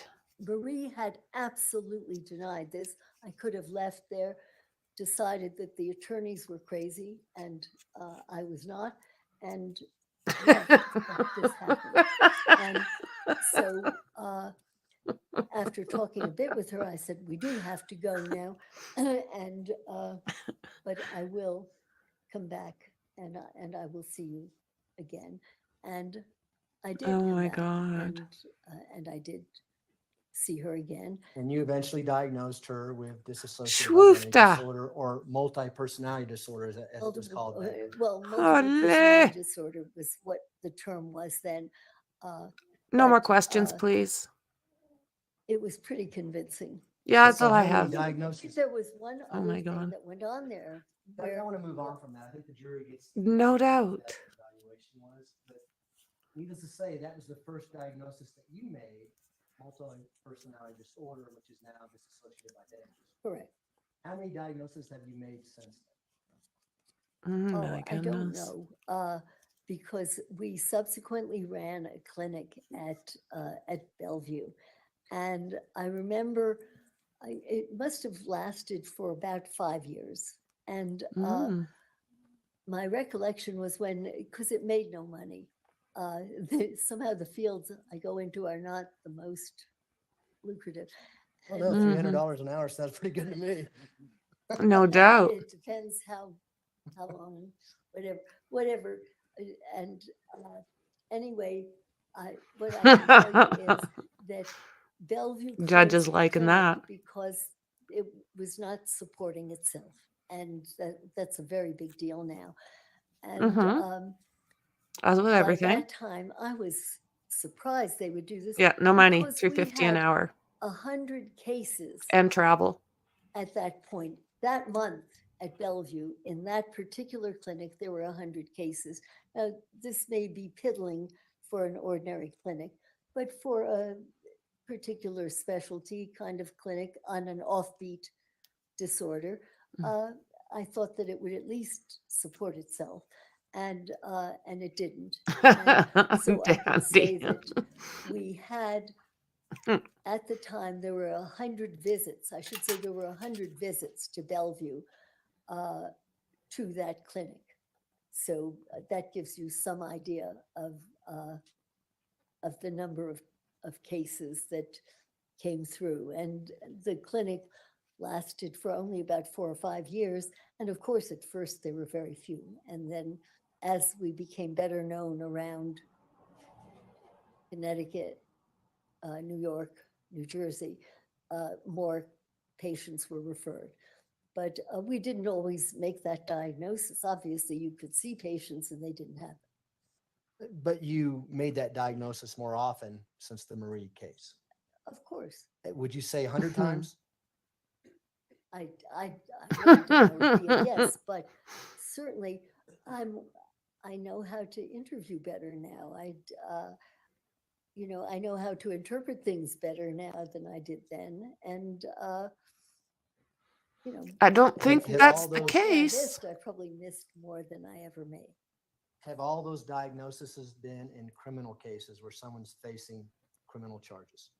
No, in fact, our first case when the clinic Okay, just opened know. at Bellevue was a Ishkabibble. 4-year-old child from our My ears are in pain. How are jaws not our- hurting?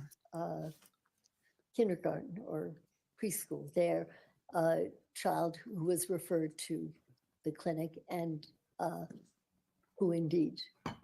In criminal cases, He do you have does, any Jess. skepticism going in that the person may be He's faking awesome to watch. dissociative identity disorder? Always. Tell us about that. It's that you always have to be skeptical about it. Well, just even about your own skills, not just Yeah. whether somebody's faking or not. You Yes, your have own to, skills you at have diagnosing. to be appropriately modest about your Mhm. skills and your ability to recognize it. Sure. And in your book, you write alternate personalities leave evidence of their existence all over the place. Jonathan, who is the neuropsychologist, is that right? No, Oh he my is, God. he died. He was a professor of neurology at Yale Okay. and then at St. Elizabeth. You say Jonathan and I have been able to trace Deep clues breath, of Judge, multiple yep. personality disorder all the way back to early childhood. Yeah. Teacher reports, social service records, medical charts, letters to friends and relatives, journals, diaries, drawings, all pieces of the puzzle that when fitted together reveal the picture of a divided, often fragmented mind. It often did. Correct. What I'm saying there is that you get data. In fact, I noticed that in some of your reports, I think there were references to certain kinds of SCID, interviews and things of that sort. But just what reports? what I was trying to say is No, that, good Lord, not one of these when again. we make a diagnosis, This is Alex. I pretty much Frickin' insist Murdoch that all there over the has place. to have been evidence that this existed long before. Good on you there, buddy. Just I let her ever set talk. eyes on the person or the person set eyes on me. And very often you will find writings or drawings or Oh my. all sorts of evidence that somebody has produced, or even signing into hospitals, all sorts of things. And I insist that whatever it is, have, or try at least to have evidenced itself long before they saw me, because you're very open to being accused of suggesting Yeah. and of giving someone an idea that, oh, they must have this because you can suggest it. And this is why, at least in our clinic, we would search for evidence that antedated any contact with us or with our clinic, and still do. And that's why you would never want to suggest. Do a to diddy diddy defendant dum on diddy the do. evaluation line that they may have some kind of mental disease or disorder, right? How what you mean by not suggesting? No, by not, by just looking back, because you can usually look back and find evidence of, let's say, different names and different signatures. You can very often, you can find different artistic styles and different signatures at the bottom of them. So that you look back. I think you're right, so that Jess. nothing you did influenced what you used to make your diagnosis. And it's how we try to at least Oh, she is. be certain that we have not created anything that wasn't there. She's a hot Seems to me mess. then family members would be very relevant to interview with regards to not their loved one. If they would. Dissociative identity disorder, correct? Well, there's one fallacy there, which is very often the abuser has been a family member. And with Marie Moore, the father would not allow the mother to come in or be seen alone. They came in together, would say next to nothing. And I'm gonna talk about this case. well, but family members are not necessarily. I want to talk about this case, Far okay? better is looking back at what the person himself or herself has created prior to.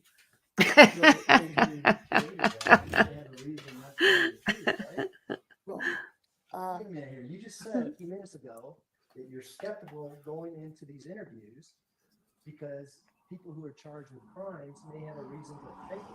You don't remember saying and that? that is why you would have your data antedate any crime, any contact with them, because you can't retrospectively malinger. And it's vital for everyone to remember that. I'll You make you all cannot deaf. I retrospectively try to do it malinger. Oh, quietly. gee, I'm going to sign this painting differently because 10 years from now, I'm going to commit murder. Come on. Well, That is why you cannot, Come on. that's why you don't just take something that was produced after you met with the person, why you look back and you beat the bushes for any data. Letters, old letters to people, letters to and from, Oh my God. old social work records, old medical records where you signed in for some procedure. What about a daughter named Harley Hunt had been with the defendant her whole life, every day of her life? Don't think it'd be relevant to talk to her, see if she saw any signs of dissociative identity disorder? Good idea, I thought lady. it would be very helpful. So And what did Harley have to tell you when you talked to her? I asked the attorneys with whom I could speak, and I was not put in touch with any of these people. And so I did not use them. The unless judge's they- eyes well, shift if over. they had years before made Yeah. some kinds of notations about the person, that would be kosher. You could probably look at that. Kosher. But You say in your book that there was a case in Florida, you were subpoenaed or asked to come and give opinions on, and wouldn't do what you asked them to do, an MRI, EG, biological testing, and you refused to testify. Remember that? Oh, she I don't does, remember which case dandy. it was. No, this was written when, in 86? I know. Elaine, yeah. Why didn't you do that I don't here? recall that case. Why didn't you do that here? Yes. I tried. Why didn't you refuse to testify? Because you didn't have done what you wanted to have done.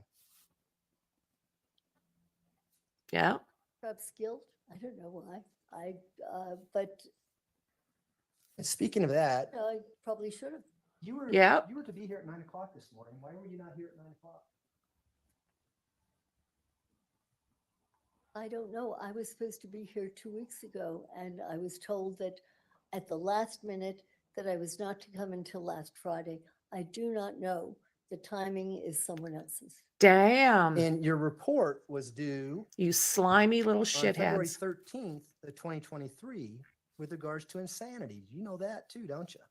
I, You know there's discovery requirements for your report when you enter a criminal case of this nature, that you need to give us your report 35 days before trial, correct?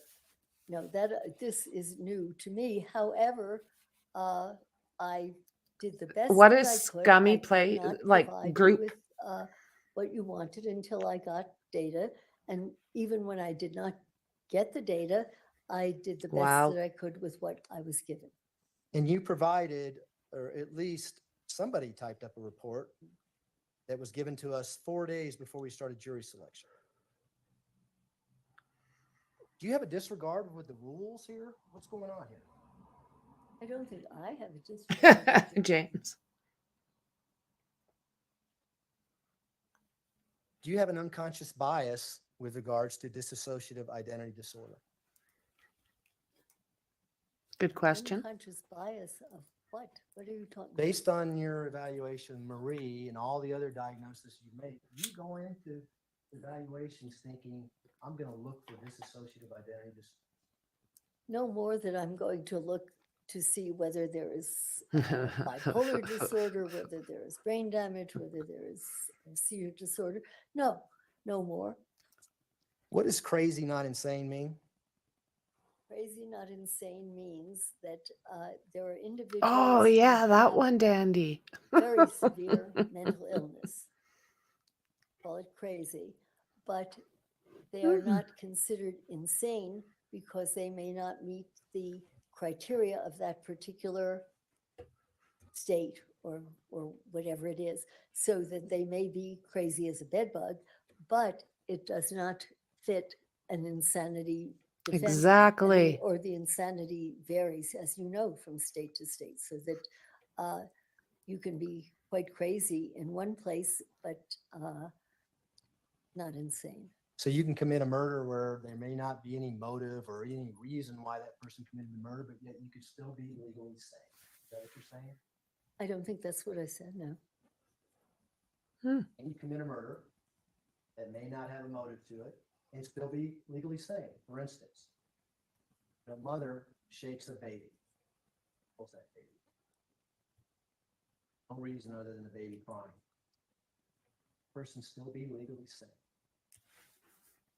Can the person be sane, Yes. depending on where this occurs? Yeah.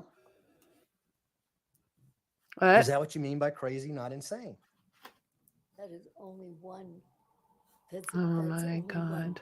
small. There's millions. What? There's probably hundreds of crimes that fit that category. I think they're probably more crazy than insane Mm-hmm. disorders. How's that? Okay. Uh, Legal insanity is a pretty high calling. Depends where. Well, I talked to you about Colorado, but I'm not sure you can.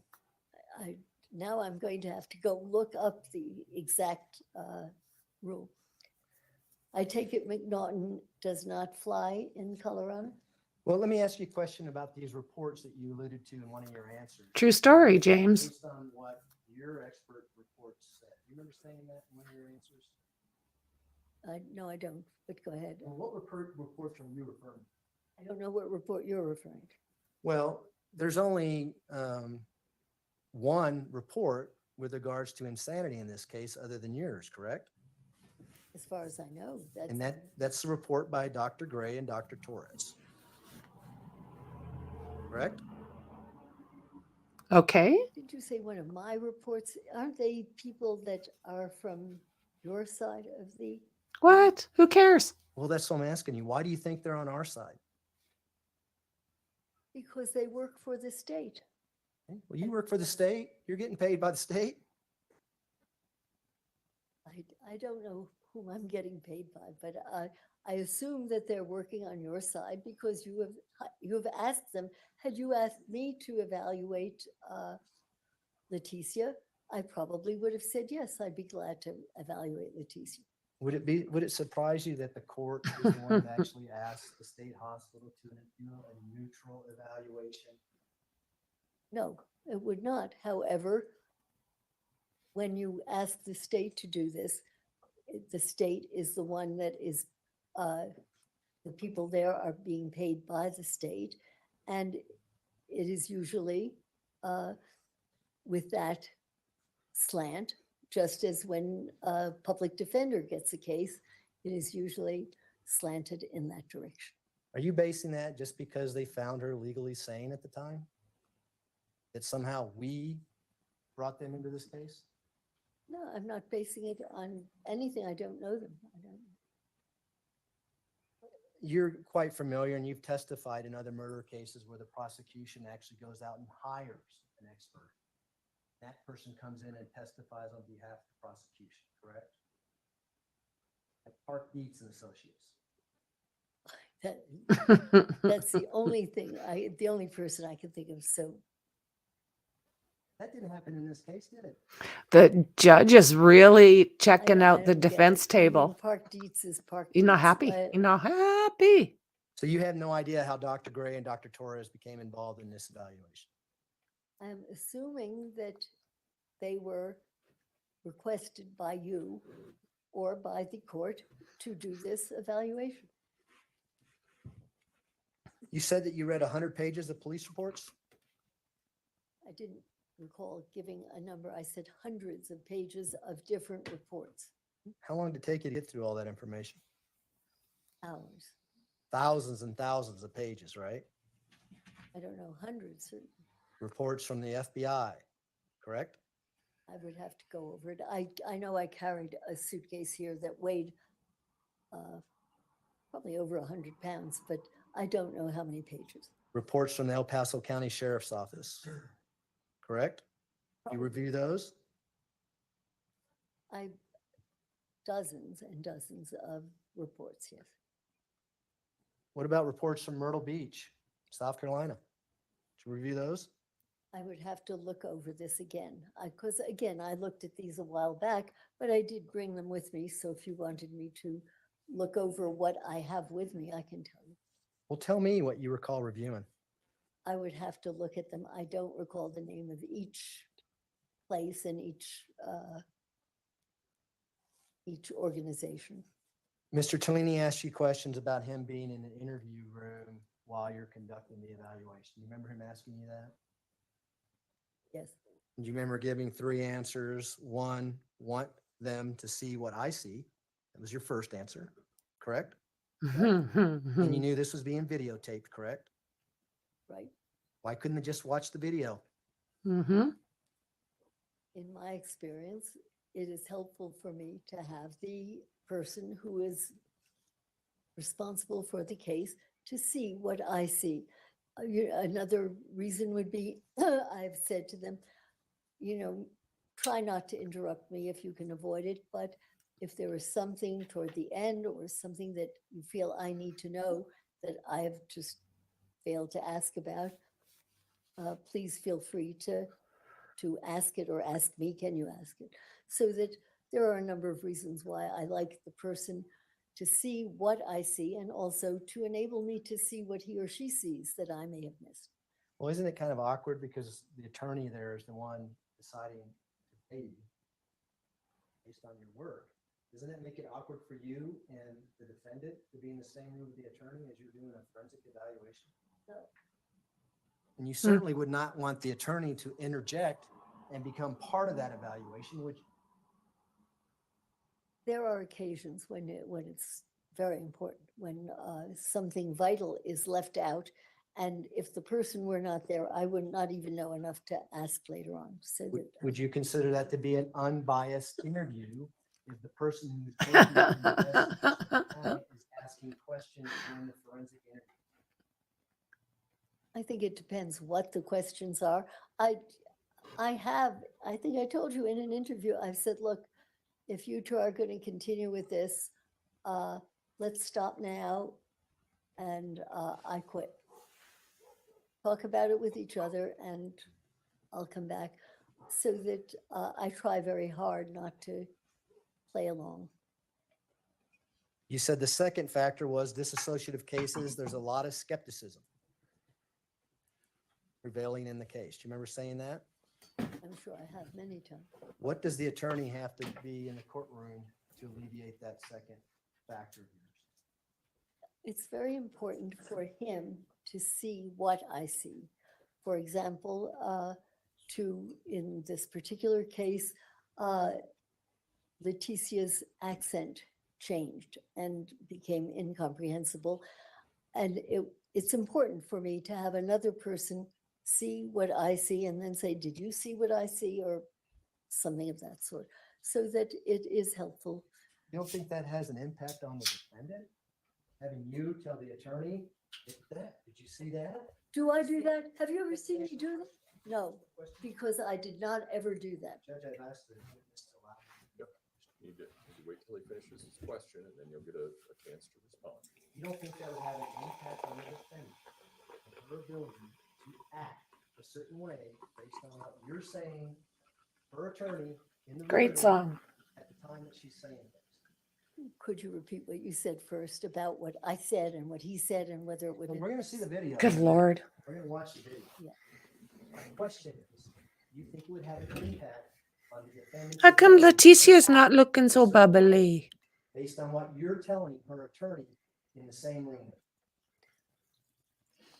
I do not believe that what I'm I not do, or the telling. way in which I do it on occasion, if I want the attorney to be there Oh, or someone else. that was from funny, from Maxie. the attorney's Once side, gave Marilyn I Manson feel a that pill, I am he would stop more talking. likely to find out the truth than if I'm on my own and I have failed to pick up something. I Make will a often pin. say, wait until the end. If you can wait until the end.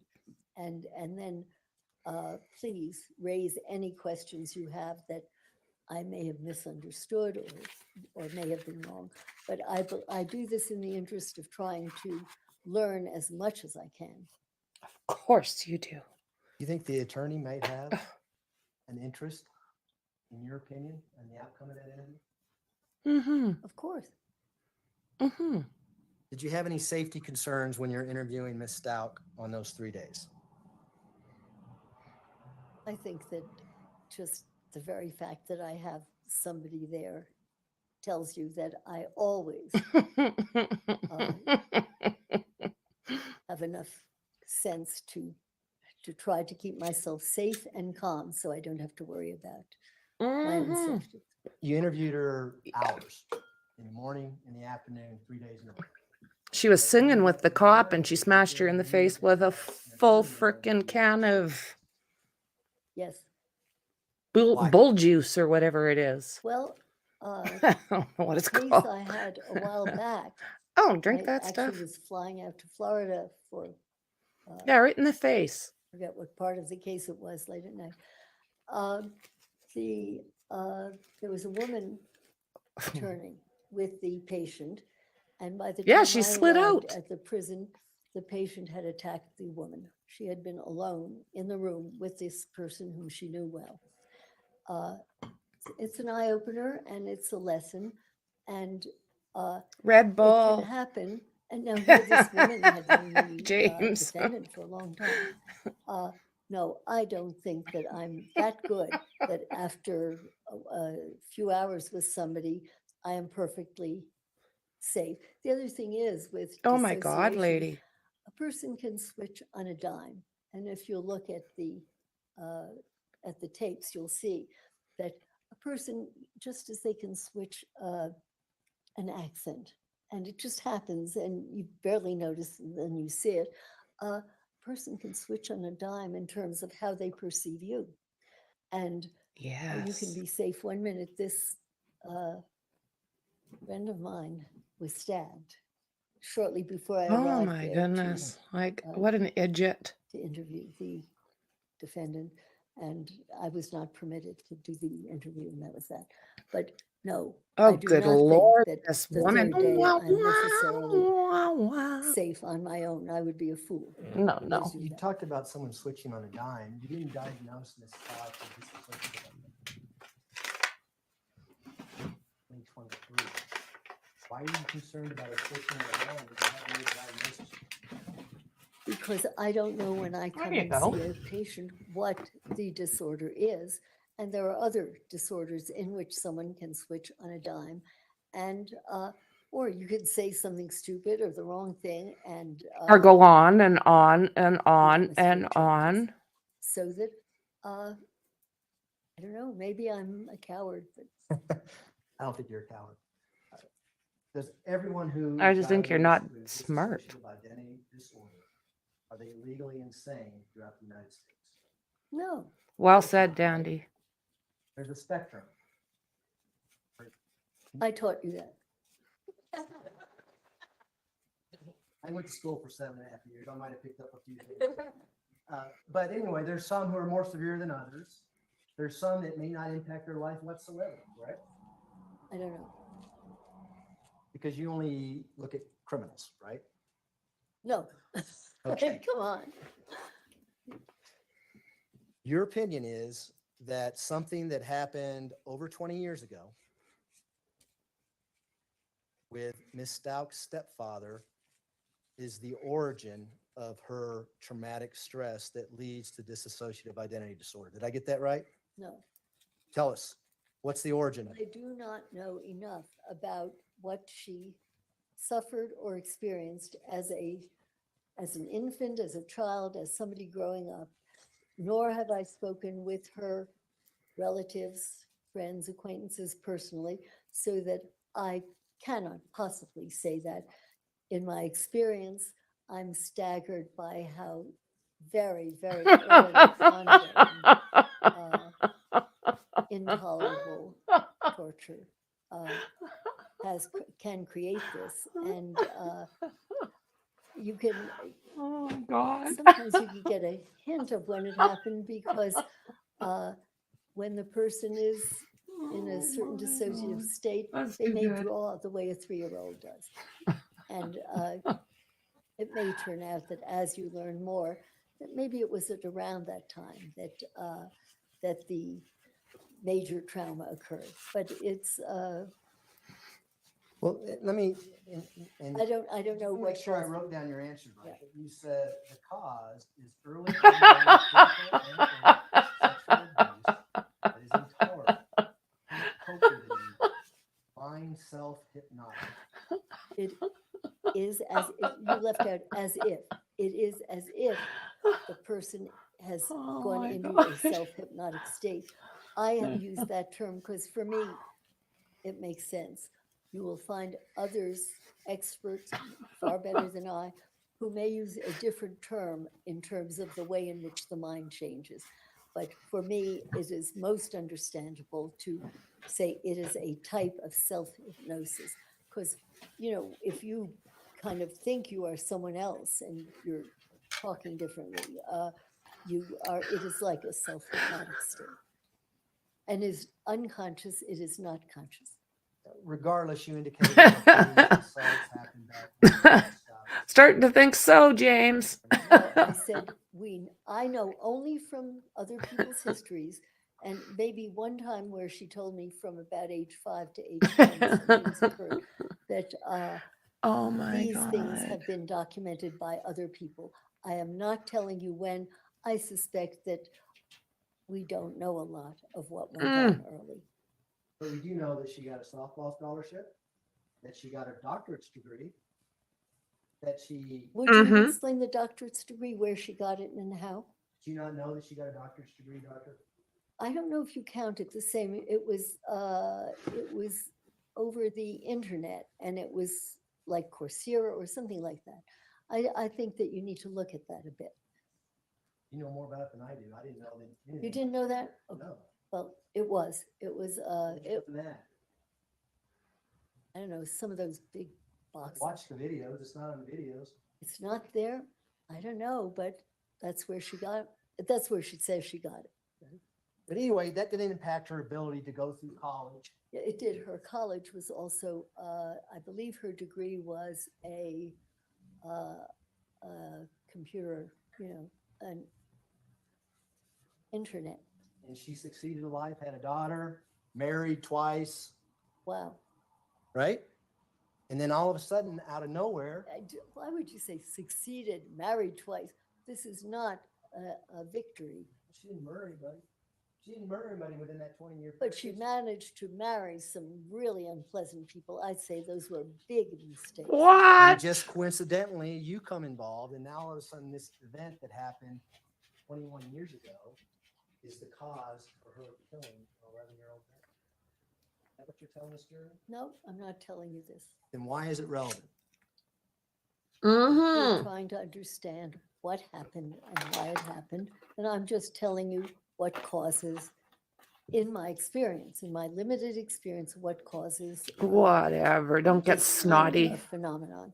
But I don't consider her having married twice inappropriate and less than loving human beings. A Whatever. You success. don't know these Nor do people. I consider her degrees. When do you think Oh, her dissociative identity disorder started? no doubt, James. Wow. I don't know with her. If you were to ask me earliest, the first patient in our clinic was 4 years old. Where's your sister? You didn't think that was important for your opinion to give this jury when her diagnosis started? Only if I knew it. Well, you reviewed the jail records in this case, right? But they're incomplete, and they're Oh my God. we don't have enough data to say No when doubt. this started. Get but me you the can be hell pretty out of sure here.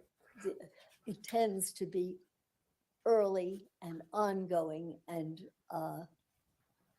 intolerable. Well, it started when Mm. she said it started after June 5th, when her competency was raised in court. You remember reading that? It doesn't matter what she says when she says something started. In fact, Dr. Oh. Torres specifically asked her during the competency evaluation, you answered a question a certain way about multiple personalities. Would you tell us about that? And Ms. Stout didn't have anything to say. Remember that? I don't know. Would that be significant? in Yeah, your that's very opinion? true. I would have to know the whole context of it. In fact, it wasn't until the second the competency evaluation with Dr. Grimmett that dissociative identity disorder became an issue in this case. I believe you. I don't know that for sure, but it certainly could be. You reviewed the reports, did you not? I did, but I reviewed hundreds of pages and I can't quote. Oh boy. Yeah, and I don't know if the court, how much longer you want to go? It's about 10 till. About 5 more minutes. Okay. But it's up to you. I understand the subject, so. I've got, we're going to get into videos tomorrow, so I've got quite a bit more. Did you get- About 5 minutes. Okay, sure. Back at it tomorrow morning.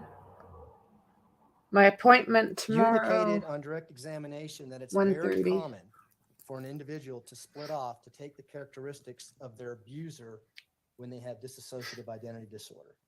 Yes, I've seen it often. Did you see it, Ms. Stout? I can't say for sure I saw that with her. I don't know. No. Rita Sanchez has nothing to do with her stepfather. Would you call him Crazy Ass James or something like that? What about him? Jackass James. That's what it was. Yeah, but did she turn into Jackass James? That's what I'm asking you. I didn't hear that or see it or what did you? I don't know where you're coming from. Well, you said on direct that it's Oh my common, goodness. very common, I think you said, that individuals take on a persona of What? their abuser. I said it is common, right? And it is common. But that doesn't mean that in this case it happened. I'm just informing the jury. It is common. And I'm saying this to you so that you don't say, oh, we're going to get rid of so-and-so sometime because he's terrible, because he's listening when you're there. And it's not a good What? idea to do that. That's all. Did you have any indication whatsoever that Jackass James is one of her personas? I don't think that I got to know her well enough or see her often enough to say that. You didn't talk? You didn't Yeah, ask her for $3.50 an Democrat hour. James to come out and talk to you, did you? No, I tend not to ask alternative people to come and talk. Well, you asked Maria Sanchez to talk to you. Only because she told me Maria existed. I had not heard of Maria. And Oh my that's- goodness. So I would say, is it possible to talk to her, particularly because she did give us a clue that Maria Sanchez is a very violent character. Oh and my guns and all word. sorts of things. So that, What? of course, I would want to say, is it possible to talk to this person? I'm not saying I want you to talk to me, but is it possible for me to talk to so-and-so? And the DSM-5 talks about a triggering event that causes someone who suffers from dissociative identity disorder to trigger that event. Say that again? DSM-5 talks about a triggering event, something traumatic that triggers that individual to change personality when they're diagnosed with dissociative identity disorder. It can be, there can be any number of triggers. What trigger did you use to have her change to Maria Sanchez? I do not consciously use a trigger. It could be I have brown hair that's a trigger. It could be no trigger that I have done. It could be looking at the light there and there's a green light there. And Oh my a God. trigger is not, it isn't you press a button and that does it. But there are different things that have an association. That's not what to a LETECIA person says. and that They come may on then dime. elicit a memory and a flashback and it could create a switch. But, I don't invite a trigger. But what you did here is, hey, can I talk to Maria Sanchez? And all of a sudden, fake accent comes out and she starts talking. I don't even know if Maria Sanchez sounds, to me, she sounds Hispanic and Do when you tell. talk to me, she sounded Russian without Russian words, but sounded Russian. I don't think Maria Sanchez and the Russian words were the same. She But does. what you sound direct is Yeah. that she spoke Russian. You didn't say No, it sounded Russian. I said it sounded Russian. I would ask the jury to confirm this. Oh, she Why good couldn't- God. I said it were not words. If I just get one question in. Why is it that Dr. Torres can ask her, can I speak to Maria Sanchez? Can't change. She says, I'm not able to change that persona. But when you ask, she's able to change. Magic. Okay, those are my questions for today. We'll start tomorrow morning. All right, ladies and gentlemen, we will take our evening break. If I can have everyone back where they need to be so that we can start at 9 o'clock in the morning, we should be able to start right on time. Again, do not discuss the case among yourselves. Do not discuss the case with anyone else. Do not do your own independent research about any aspect of this case. I know that some of you may go home. You may want to watch HBO, and that's fine. Just don't watch any documentaries. Don't watch anything about this case, any witnesses having to do with this case. So with that, we'll see everybody at 9 o'clock in the morning. All rise for the jury, please. Oh yeah, she'll be back tomorrow.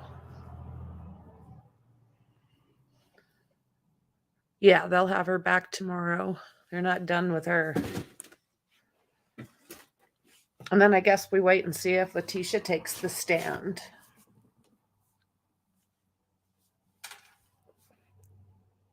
She's just like, what the hell? What do you make of that? So I can stream in the You morning. lied. Yep, let's do it. Thank you. You may all be seated. Let's see if Record someone should reflect catches the jury has shit. left the courtroom. So Why don't we leave? if we can start everybody in the morning at 9 o'clock. Yep. And Dr. Lewis, I understood, and I'm just going based on what the attorneys told me. I understood that you were going to be here this morning, and you weren't. I get that. I had then said that we would start at 1 o'clock. You weren't here at 1 o'clock either. Let's be here at Oh. 9 o'clock tomorrow morning. Okay. I understand. Comes on me. The last minute. No, I understand, and the attorneys are trying to do the best they can too. So I understand, but let's be here at 9 o'clock in the morning so that we can all start at the same time. Is there anything else that we need to address at this point in time? Prosecution? Yes, Judge. Based on the issues that have popped up as it relates to the meeting that occurred with Dr. Lewis just in the On last Sunday? on Sunday, and then the lack of being here this morning when required, I would ask the court to issue an order that nobody, either the prosecution or defense, talk to the witness while she's off the stand tonight to avoid any further issues. There's already been one of those in this case, and I think it would be in the best interest of getting truth to the jury to avoid any other issues on that particular front. And then I think you've already given the witness an order to be here at 9 a.m. tomorrow morning and be ready to testify. But I do think it's important, as we're trying to get to the truth of the matter here, that we don't have any impairments with this particular witness. Mr. Tellini, since this is your witness, do you have a response?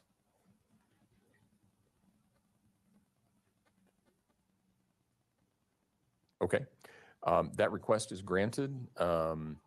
Dr. Lewis, aside from logistical issues about getting back and forth from wherever it is that you're staying to the courthouse, anyone else, don't discuss it with especially don't discuss it with the attorneys. This is a cross-examination. There should not be, your opinions would not be able to be, I wouldn't allow them in at this point if you were to have a conversation with the attorneys overnight and then something were to change tomorrow in any event. So I think probably the cleanest way to avoid all of that is just don't have any discussion with the attorneys about your testimony either today, Yes, or Dandy. tomorrow, or the case. And we'll leave it at that.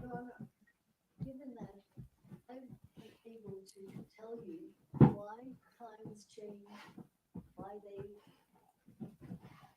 this week and not 2 weeks ago, various times that have, so I, without speaking with them, I can't tell you more than that. So, here is. Okay.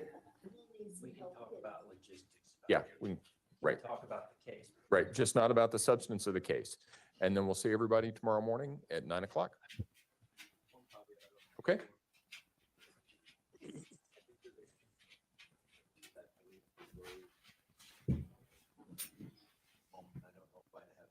Good.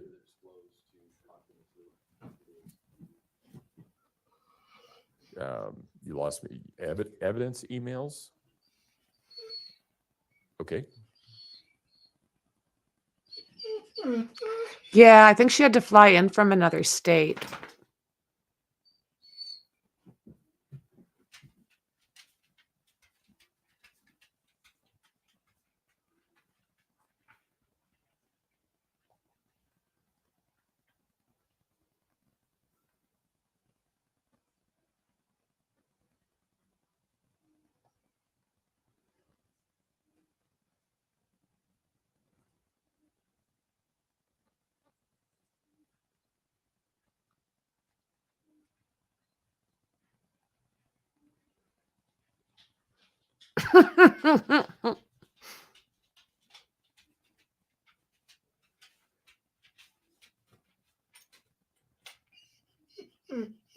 Well, in my opinion, that lady just looks like she's as crazy as LETECIA, in my opinion. And the defense, they're just acting shady as shit. It doesn't look good on them when prosecution is playing fair, and every time we turn around, like they're getting caught with more shady shit.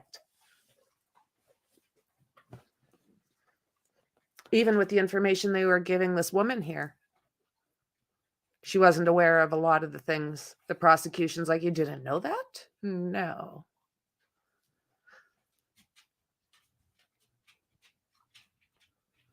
I do find it interesting that she has set up again today. I'm sure we'll get more of that tomorrow.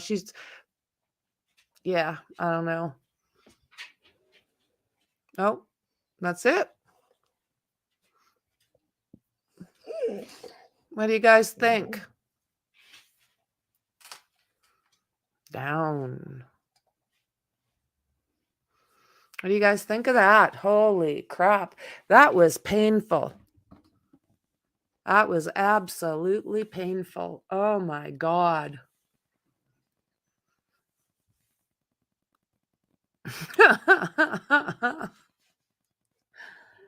Yeah, I think my brain is hurting from, like, literally not from the normal shit, but I think that woman gave me a migraine. Oh my God. So if that is literally, if that is their ace in the hole, well, I think they might be in trouble.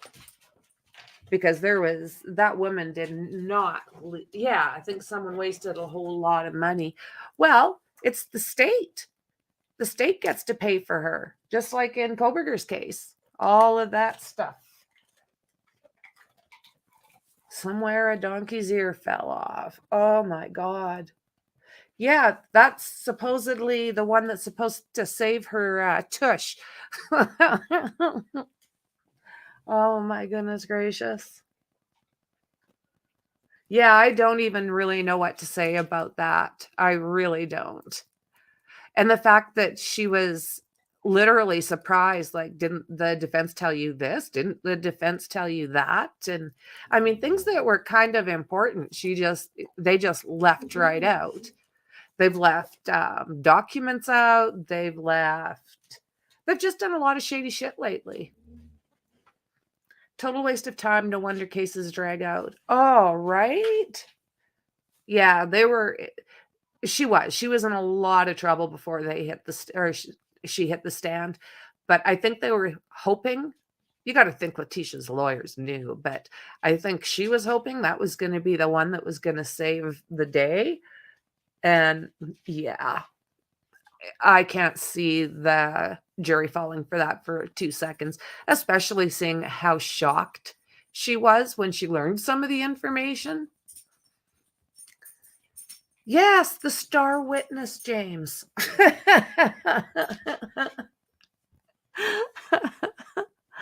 Oh my. Yeah, something else. Well, guys, I am going to go finish raking some leaves. Probably poke around, see if anything came out from Lori Vallow. And I will see you guys, I guess, 9 o'clock Mountain Standard Time. And see if LETECIA hits the stand. Okay, thank you very much for hanging out with me, guys. And I'll see you in the next one. Bye.